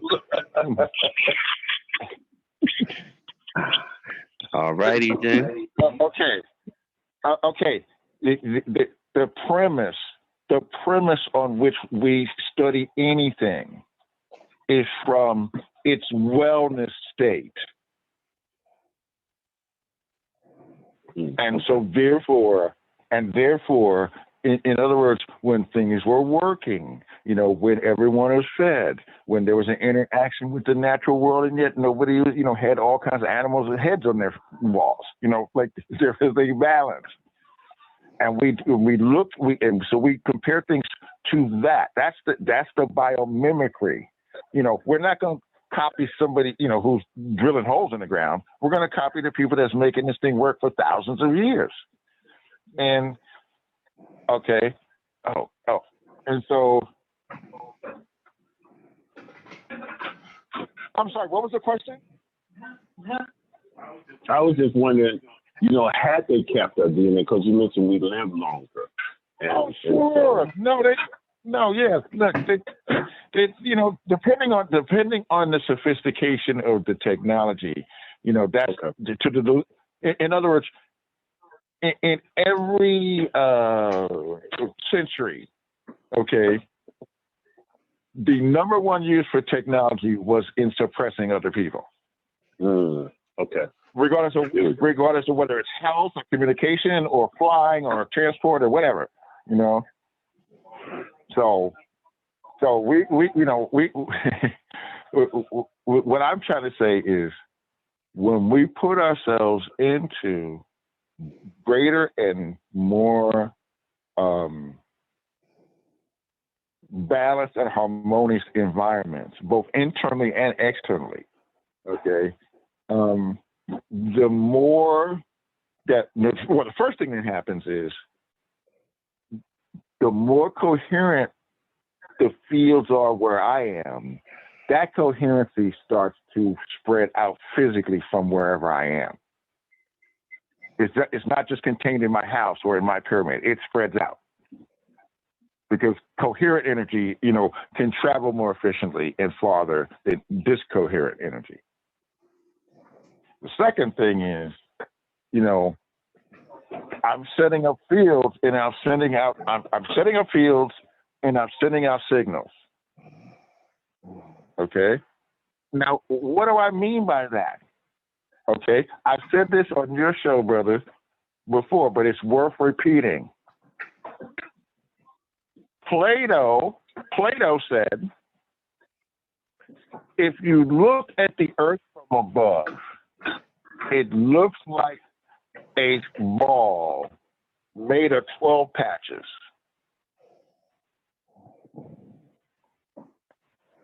And when they asked him where he got this information from, he said, I learned it when I was in Egypt.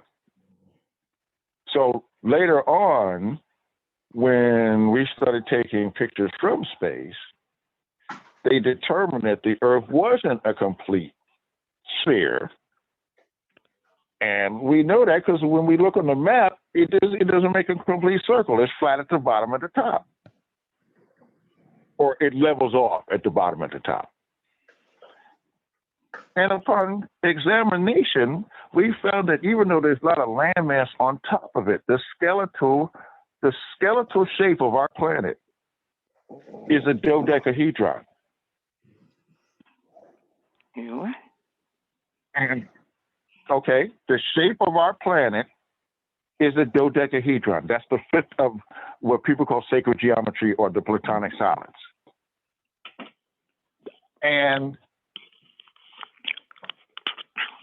one of the electrical properties of a dodecahedron is that it automatically, just the shape itself, broadcasts and receives radio waves. Okay. Now, in my mother's medical book, it said something else. It said every cell in the human body can send or receive radio waves.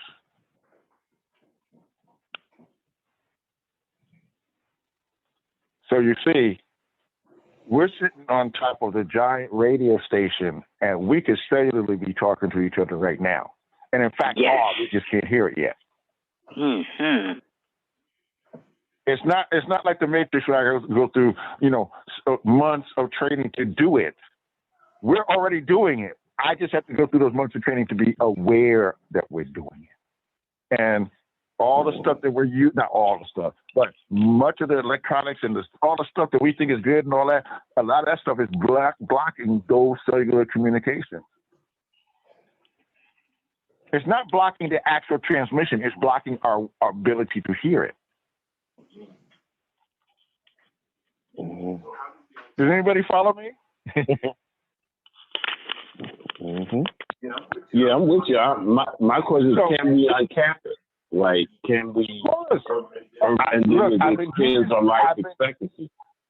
I've been telling you all the stuff. Look, this is not magic. This is literally like kick booty camp. Okay, just follow the stuff that we do. Unclutter ourselves with all these things. Read about your radio. Read about your cell phone. Read about your oven. Not the microwave, just your regular oven. Okay. Read about these things, especially building materials. That's one that I didn't think about for a very long time. Okay.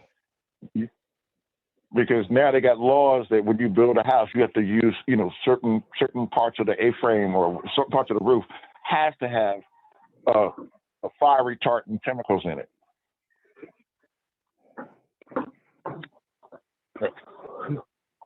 Okay, I don't have to tell you that stuff is known to cause cancer. Okay. Okay. All right.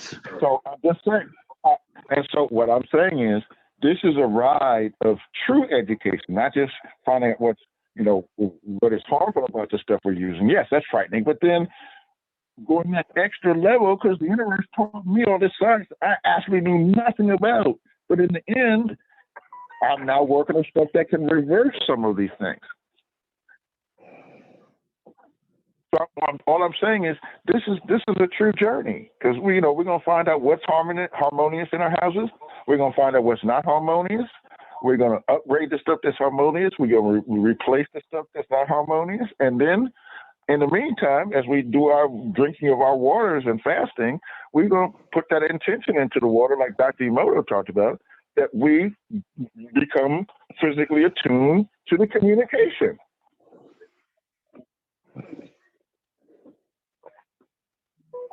Yeah, that's part of it. We're going to ask for it. We're going to ask for it, and it'll tell us, it'll lead us, as to how to do this thing. And also, it wouldn't hurt, or I shouldn't put it on you. It didn't hurt that I didn't know squat about radio, the actual radio wave or radio transmission. So I said, let me start there.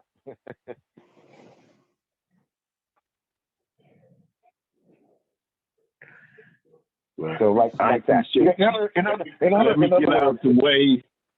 And thank you, Kwame, for letting me do my follow-up. I appreciate for your patience. But thank you.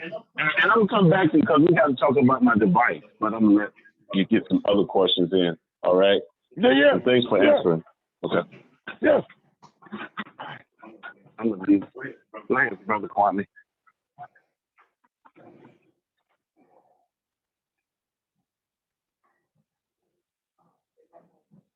Yes, go ahead. Yeah, Kwame. All right. So, does anyone else have questions? You can raise your hand and then we can get you unmuted and we can get you going.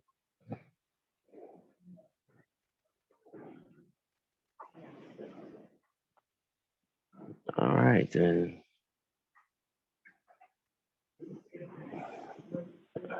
Oh, there it is. Can you hear me? Okay. Yes, we hear you loud and clear. Okay, great. I figured I hope it's okay. I came back again since no one else had anything to say. Is it okay? Yes, ma'am. Go ahead with your question. Okay, great.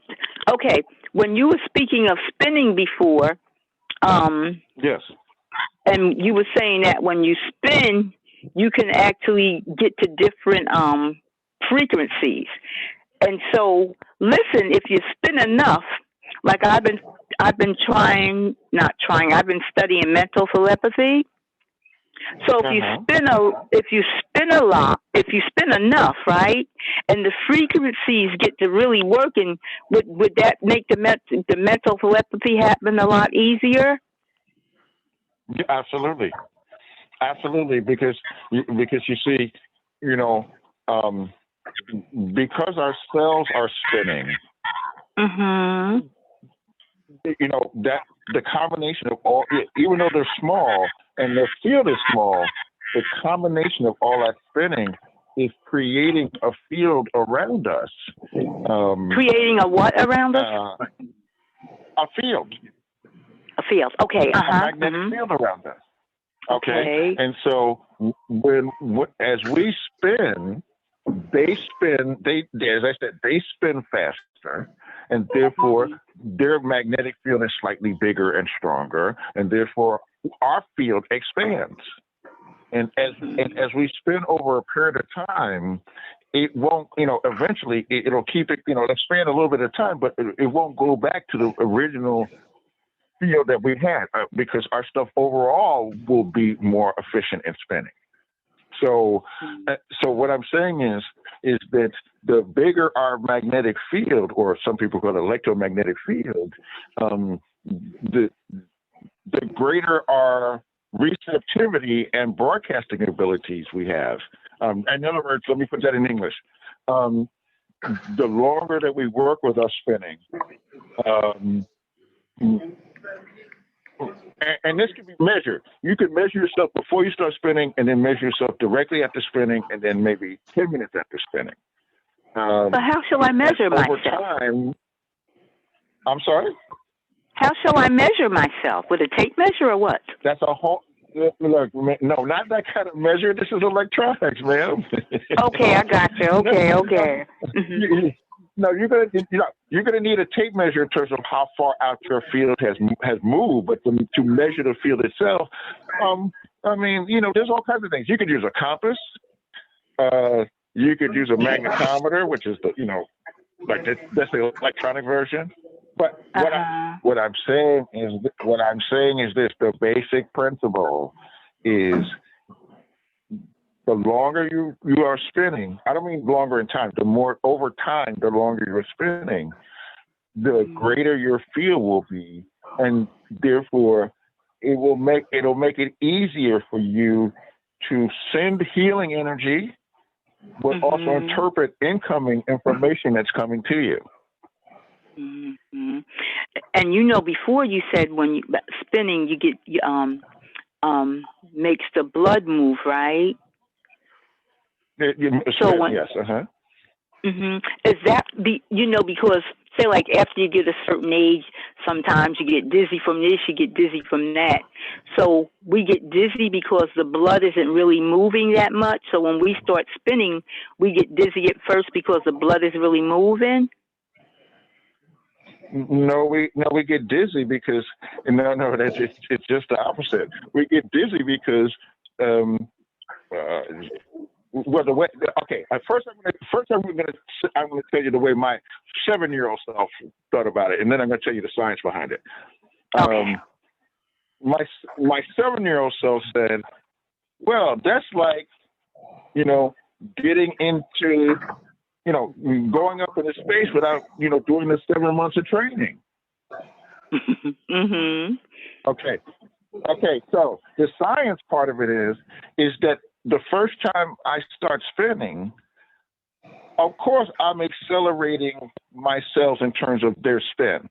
Okay, but that extra boost of magnetism or the electromagnetic field, I've raised up my field. I've expanded my field so quickly that my body and my consciousness is not used to it. I'm used to, just moving at, normal speed.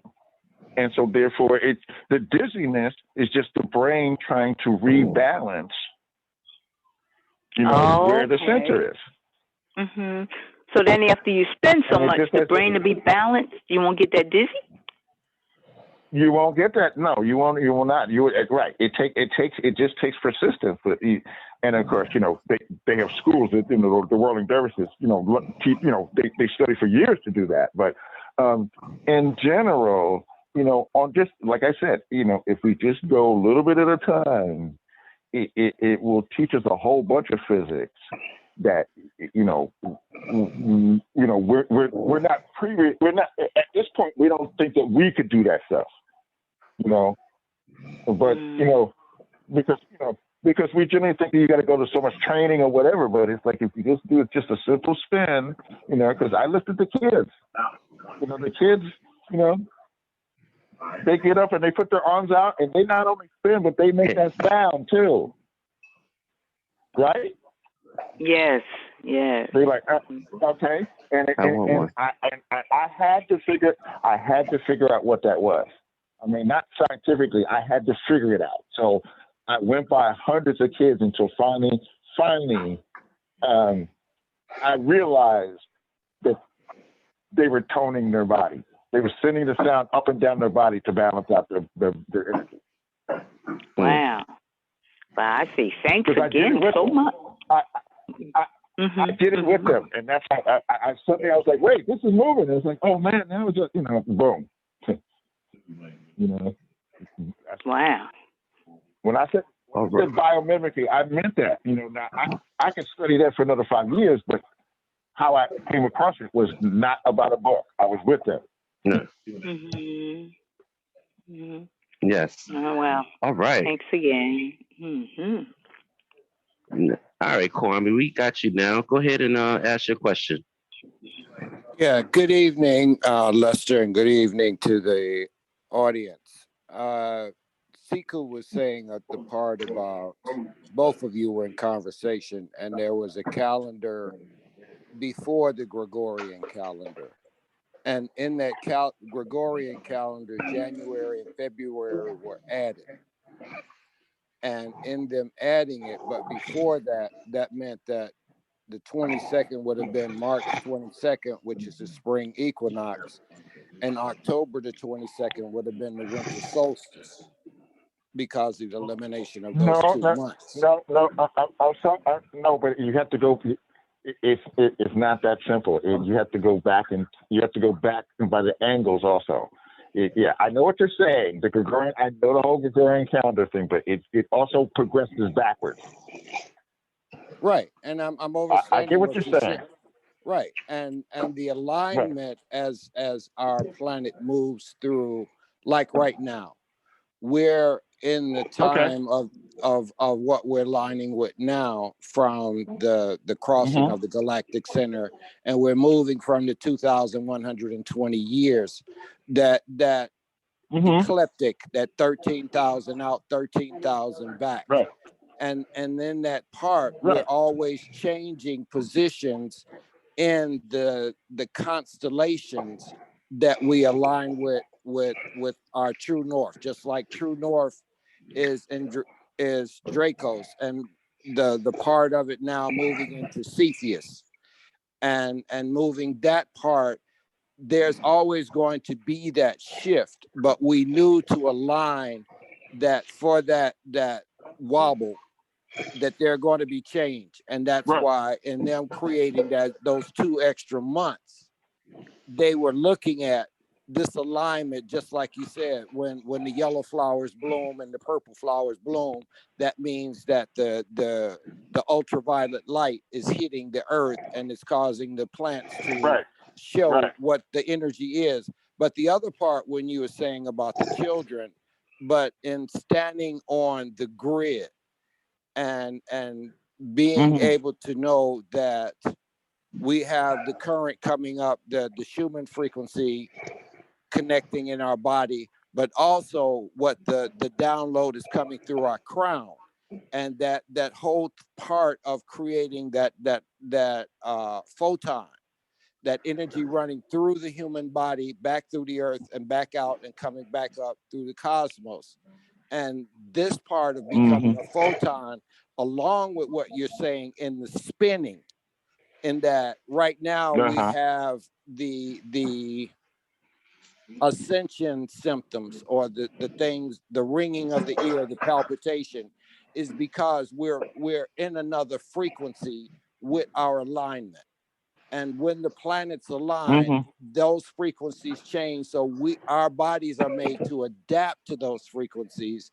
If we're not, like you said, the interference of the 5G, the electricity, and all of that. But when you go in nature and you stand and live with nature for a while, all of those instinctual DNAs reactivate. Would that be something that... Okay.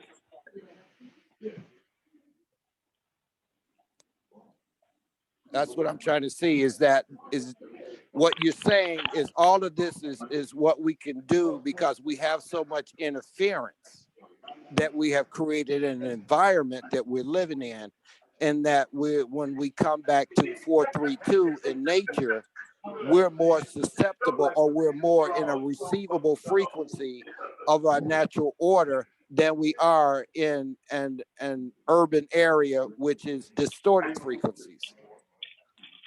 Well, okay. I'm gonna address your question because you did ask a question. I didn't buy this $10 tub of popcorn to see, anybody else win this movie. Okay, so what I mean by that is what I'm saying is I don't have the time or the data to evaluate, whether this system is by accident or on purpose.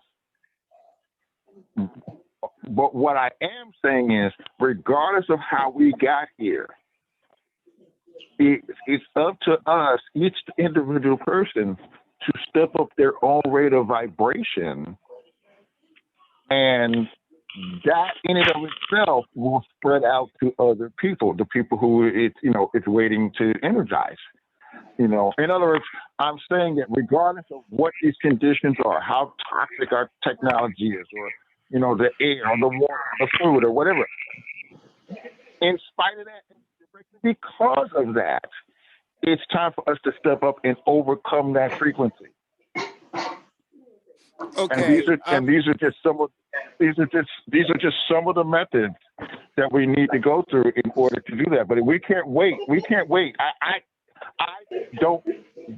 don't know who did this, and I don't have the time at this point. That's what I'm saying. That's my message. My question was about the calendar, because looking at the alignment right now in July 24th, when the star Sirius lines with the channel of the Queen's Chamber on the Pyramid of Giza, exact alignment, always on July 24th, they align. The illumination goes through the Queen Chamber, travels through, and is supposed to activate in the reflection pool. That starts the season of the Nile rising. So they knew how to build the transport star stations. I would put it that way. This is why they built Harem Het facing the east at that time, because it was in the time of Leo, and that constellation that would rise on that March 21st at sunrise would be the constellation Leo. And so that would have been the age of Aquarius, because they always aligned. This is what the Temple of Dendera showed us. Dr. Finch did excellent study on this, Egyptologist, and looking at that, and even Sacho Bonacci with astrotheology, in which the Helios Biblios is nothing but the story of the star book. And what we're looking at is, yes, they added their parts into it, but the constellations and the order of our travel around the Milky Way in this solar system is always on point and correct. This is why the Mayan had their calendar, the Kemetic had their calendar, the Chinese had their calendar, and they all synchronized with the heavens more so than what man says. Because winter, the beginning of the year is not January 31st. That's the alignment of Sirius directly overhead. February 14th is when Betelgeuse, the star in Orion, turns red and it pulsates, and that's when that holiday came. The 4th of July is when Sirius and the sun rises together simultaneously, implementing that part of that date. So they knew how to align, and what they're using in their calendar structure is our astronomy and our alchemy, and being able to align with the frequencies. Because even there in Galveston, when they built the three Moody pyramids, crystal pyramids, that's on 29.6 latitude, goes directly to the Pyramid of Giza. They're connecting into the grid of the 144 grid on the planet. And when we learn to reconnect to our energy portals, we have a better opportunity of reconnecting back to the heavens.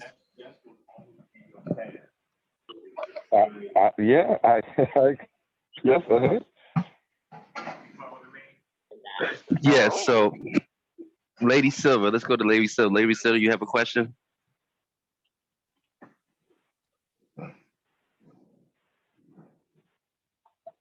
Mute yourself, Lady Silver. There you go. We can hear you.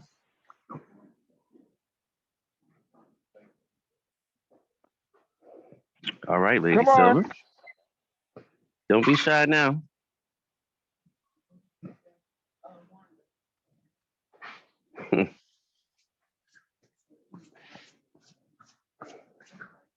All right. I don't know, Lady Silver. She got her hand up still, but she's not. I don't know. Maybe she's having a problem unmuting.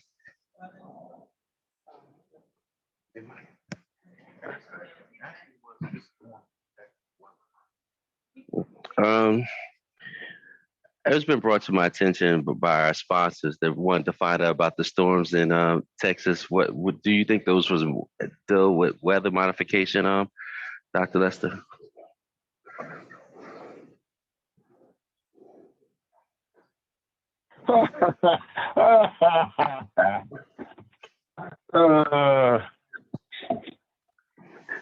Okay, hold on. I knew there was something I forgot. Yeah, Texas. Go ahead, talk to us. Well, first and foremost, before I even start, foaming at the mouth, I want to mention. I want to mention the fact that for several months leading up to this event, Texas kept shoving it in our noses. Oh no, did I say the last several months? No, the last several decades. That they, in fact, are the energy center. They got it going on with the oil, and then when they weren't making enough money with the oil, they started fracking the earth and bringing the pipeline all the way down there. In other words, between the petroleum and the natural gas, you got the biggest collection of energy and energy production all in one state. It's so powerful that they don't even have to obey, the laws of energy or of common sense. Okay? So, now, on the weather, for several years now, they've talked about this Arctic vortex, the Siberian whatever, the Siberian Express. Have you heard any either of those two expressions? Okay. Well, they would call it Siberian Express because, we like to, name really harsh, terrible things after, our enemies. But the meteorological term for this thing is an Arctic vortex. And basically, they explained it that there's a vortex, there's an energy that's, existing between the North Pole and the South Pole. And that energy during the wintertime normally stands straight up above the North Pole, not the magnetic North Pole, but the actual North Pole. And because we have this phenomenon known as the jet stream, the jet stream modulates this vortex effect, and thusly keeps it pretty much straight up and down with the North Pole. Looking at the weather pattern 4 days before this snowstorm, we see that the jet stream is still going across the country in a more or less straight line. I mean, it dips up and down a little bit. but it dipped all the way down.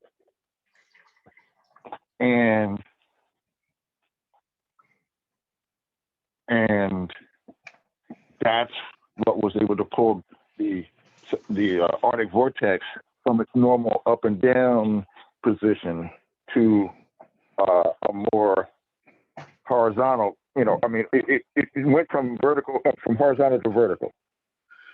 I should say it went from going upwardly vertical to downwardly vertical. And the thing that normally keeps the stuff stable is the magnetic field of the sun. So in this particular case, it seems like this was more of a natural event than a planned event. Okay. But it was so the weather part was natural. The results and all the injuries and pipes and stuff was human neglect, straight up, no doubt about it. Okay. Thank you for that insight. I mean, because they do have those machines like the heart machine and stuff to that effect that they like to use. Oh yes. Oh yeah. Of course. Look, HARP is a system. HARP is not just one machine. Okay. But, oh no! I mean, you're talking about the one in Alaska, but that's the they have many. We'll call them baby strings of the harp. But yes, and that's it. That's yet another example of how we're going to have to step it up and come up with our own physics version. In other words, something so harmonious and so in line with nature that it will naturally overcome that thing. Okay. All right, so let me see. I see Lady Silver's hand is still up. She is unmuted, but she's not speaking. So I'm going to go back and lower her hand. And if she wants to, she can print it back up and we'll see if she wants to come back. However, do you have any other key points that you want to start to wrap so we can start wrapping this up? Because it seems like everybody has their full of everything that you had to say tonight, Dr. Lester. Well, once again, I try not to plan too much stuff ahead of time, but I said what I wanted to say and a whole bunch of stuff that I had not planned on saying. So that's always a good day. All right. Well, let me have Brother Ezekiel come on and let everybody know some of the things that he's come up with. Especially, he wanted to ask you about his devices that he had sent you. Brother. No. Before he even comes on, that's absolutely right. I am deficit in describing the fact that this brother sent me something that literally rocked my world. And well, see, once again, things, for me, there are principles, and then there's application. Correct. And brother has been working on various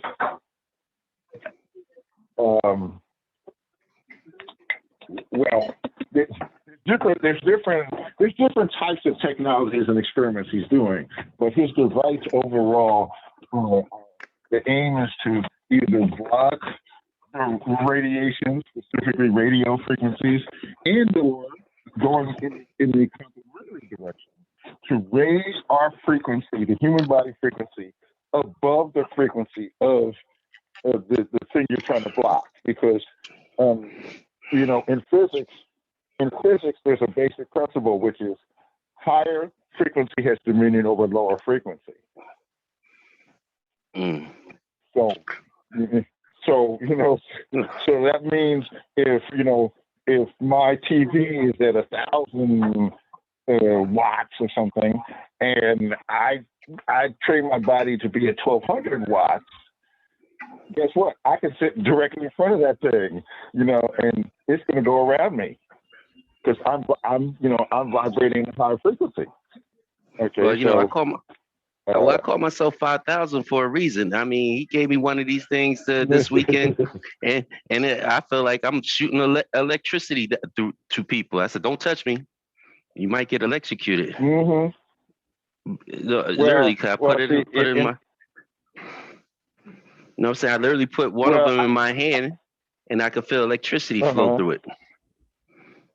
Yes. Well, see, once again, it's the fact that I have been working to clean various circuitries of mine, both bodily and beyond the body, for quite some time now. But putting his device around my neck, my stuff instantly was like up at attention, alert, and ready to serve. Wow. It was a whole nother level to my circuitry that I've been working on for so long. And instantly, it would be like graduating from second grade to third grade, and I walk in, and suddenly they're like, "Oh, you're now in fifth grade." Okay. So it's like, oh, okay, let's try this out. And it wasn't like an energy thing, like, oh wow, this is throbbing, or I can feel it, it's warm, it's cold. It was more like I could see me being more coherent during the day. Okay. Just things that I would normally hesitate on or whatever, I wouldn't even think about it. I just instantly get to it and do it, like, look at this. Okay. Yeah. Excellent. So because I wasn't anticipating any kind of response, but I wasn't anticipating that response. So now I have to go back to reset and take it off and actually collect the data. In other words, before I put it on, I'm going to get a pendulum reading. I'm going to take out my compass to see if I can measure any magnetic energy. And then I'm going to put it on and measure myself after an hour and then 24 hours and, like that. I'm more than happy to do any experiment, work with this stuff, let people know. I just need a bit more documentation for myself. Testify. Yep. That's all I got to say.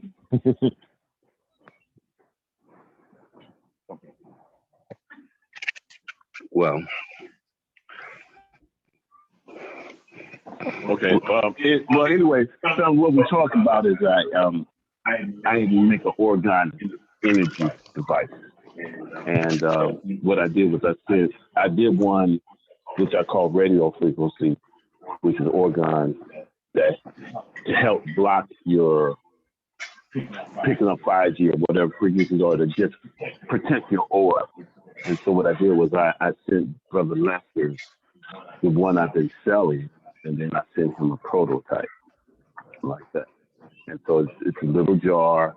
I've been selling them, and you can wear it on your heart, in your bra, on your head, or your sock, and it helps protect your aura like that. But I appreciate his testimony because I never looked at it in terms of at first I never called it a device, so I appreciate it. That's like a compliment that he calls my creation a device. It's a big time compliment. But the other is I never look at it as raising your frequency to protect you against, radio waves and RF waves and computers and stuff like that. And so I appreciate him taking the time to, do that work for me. But I do sell them, the orgone generated RF.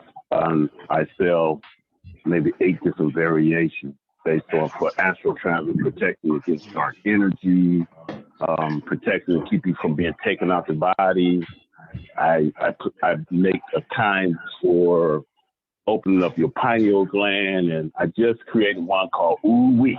And I don't know what to do, but you know, I gave it to a couple of people and they said that's my most powerful one I've made till date. So if you're interested, just contact. Most of y'all know my number, Yusiku, or email me at greenstonenetwork@gmail.gov or the Greenstone Network at gmail.gov. So most of y'all have my number, but yeah, you know, they're about getting us where when you go out every day, you can have your aura protected and expand your aura. So thank you, Brother Lester. I appreciate you giving that testimony. And I guess before we go, is there anybody else that want to comment? I'll give some news. Also, this Wednesday, I have Dr. Dula Bay. And so he's going to give us some information on some new discoveries that he has, which may tie into helping protect us from the shots and by looking at your status, your trust, blah, blah, blah. So the next week, look at it this Wednesday coming up, Dr. Dula Bay. And with that, we're doing Sweat tomorrow at 3. Send us energy wherever you're at if you can't make it. You know what I mean? Because we got like 6 states that's going to be represented when we do Sweat tomorrow. But if anybody else wants to, you know, send us energy at 3 p.m. Eastern, we look forward to it. Especially we're going to travel 3 cars deep, so send energy for protecting us while we're traveling down there, because we've run into a lot of obstacles that's trying to keep us from not being there for this particular Sweat. And I'm looking forward to this particular set because we're doing it at the Land of Two Sands, and I love Brenda how she takes us through Sweat. And I really am looking forward because I got 4 of those states in my living room. So, you know, and that's a beautiful thing. When our ancestors said in the last days of time, you shall prophesy and dream dreams, and I got 4 of these people in my living room that prophesied and dream dreams. And that's a beautiful thing that says that we shall rise. But even in the pandemic, we're going to rise above everything and control this planet. Our children shall control, and our grandchildren shall control this planet in sync with how she spins. With that, I'm going to sign off. Thanks, family. Thanks, my closest family, for always supporting me. And I will talk to you all later. Peace out.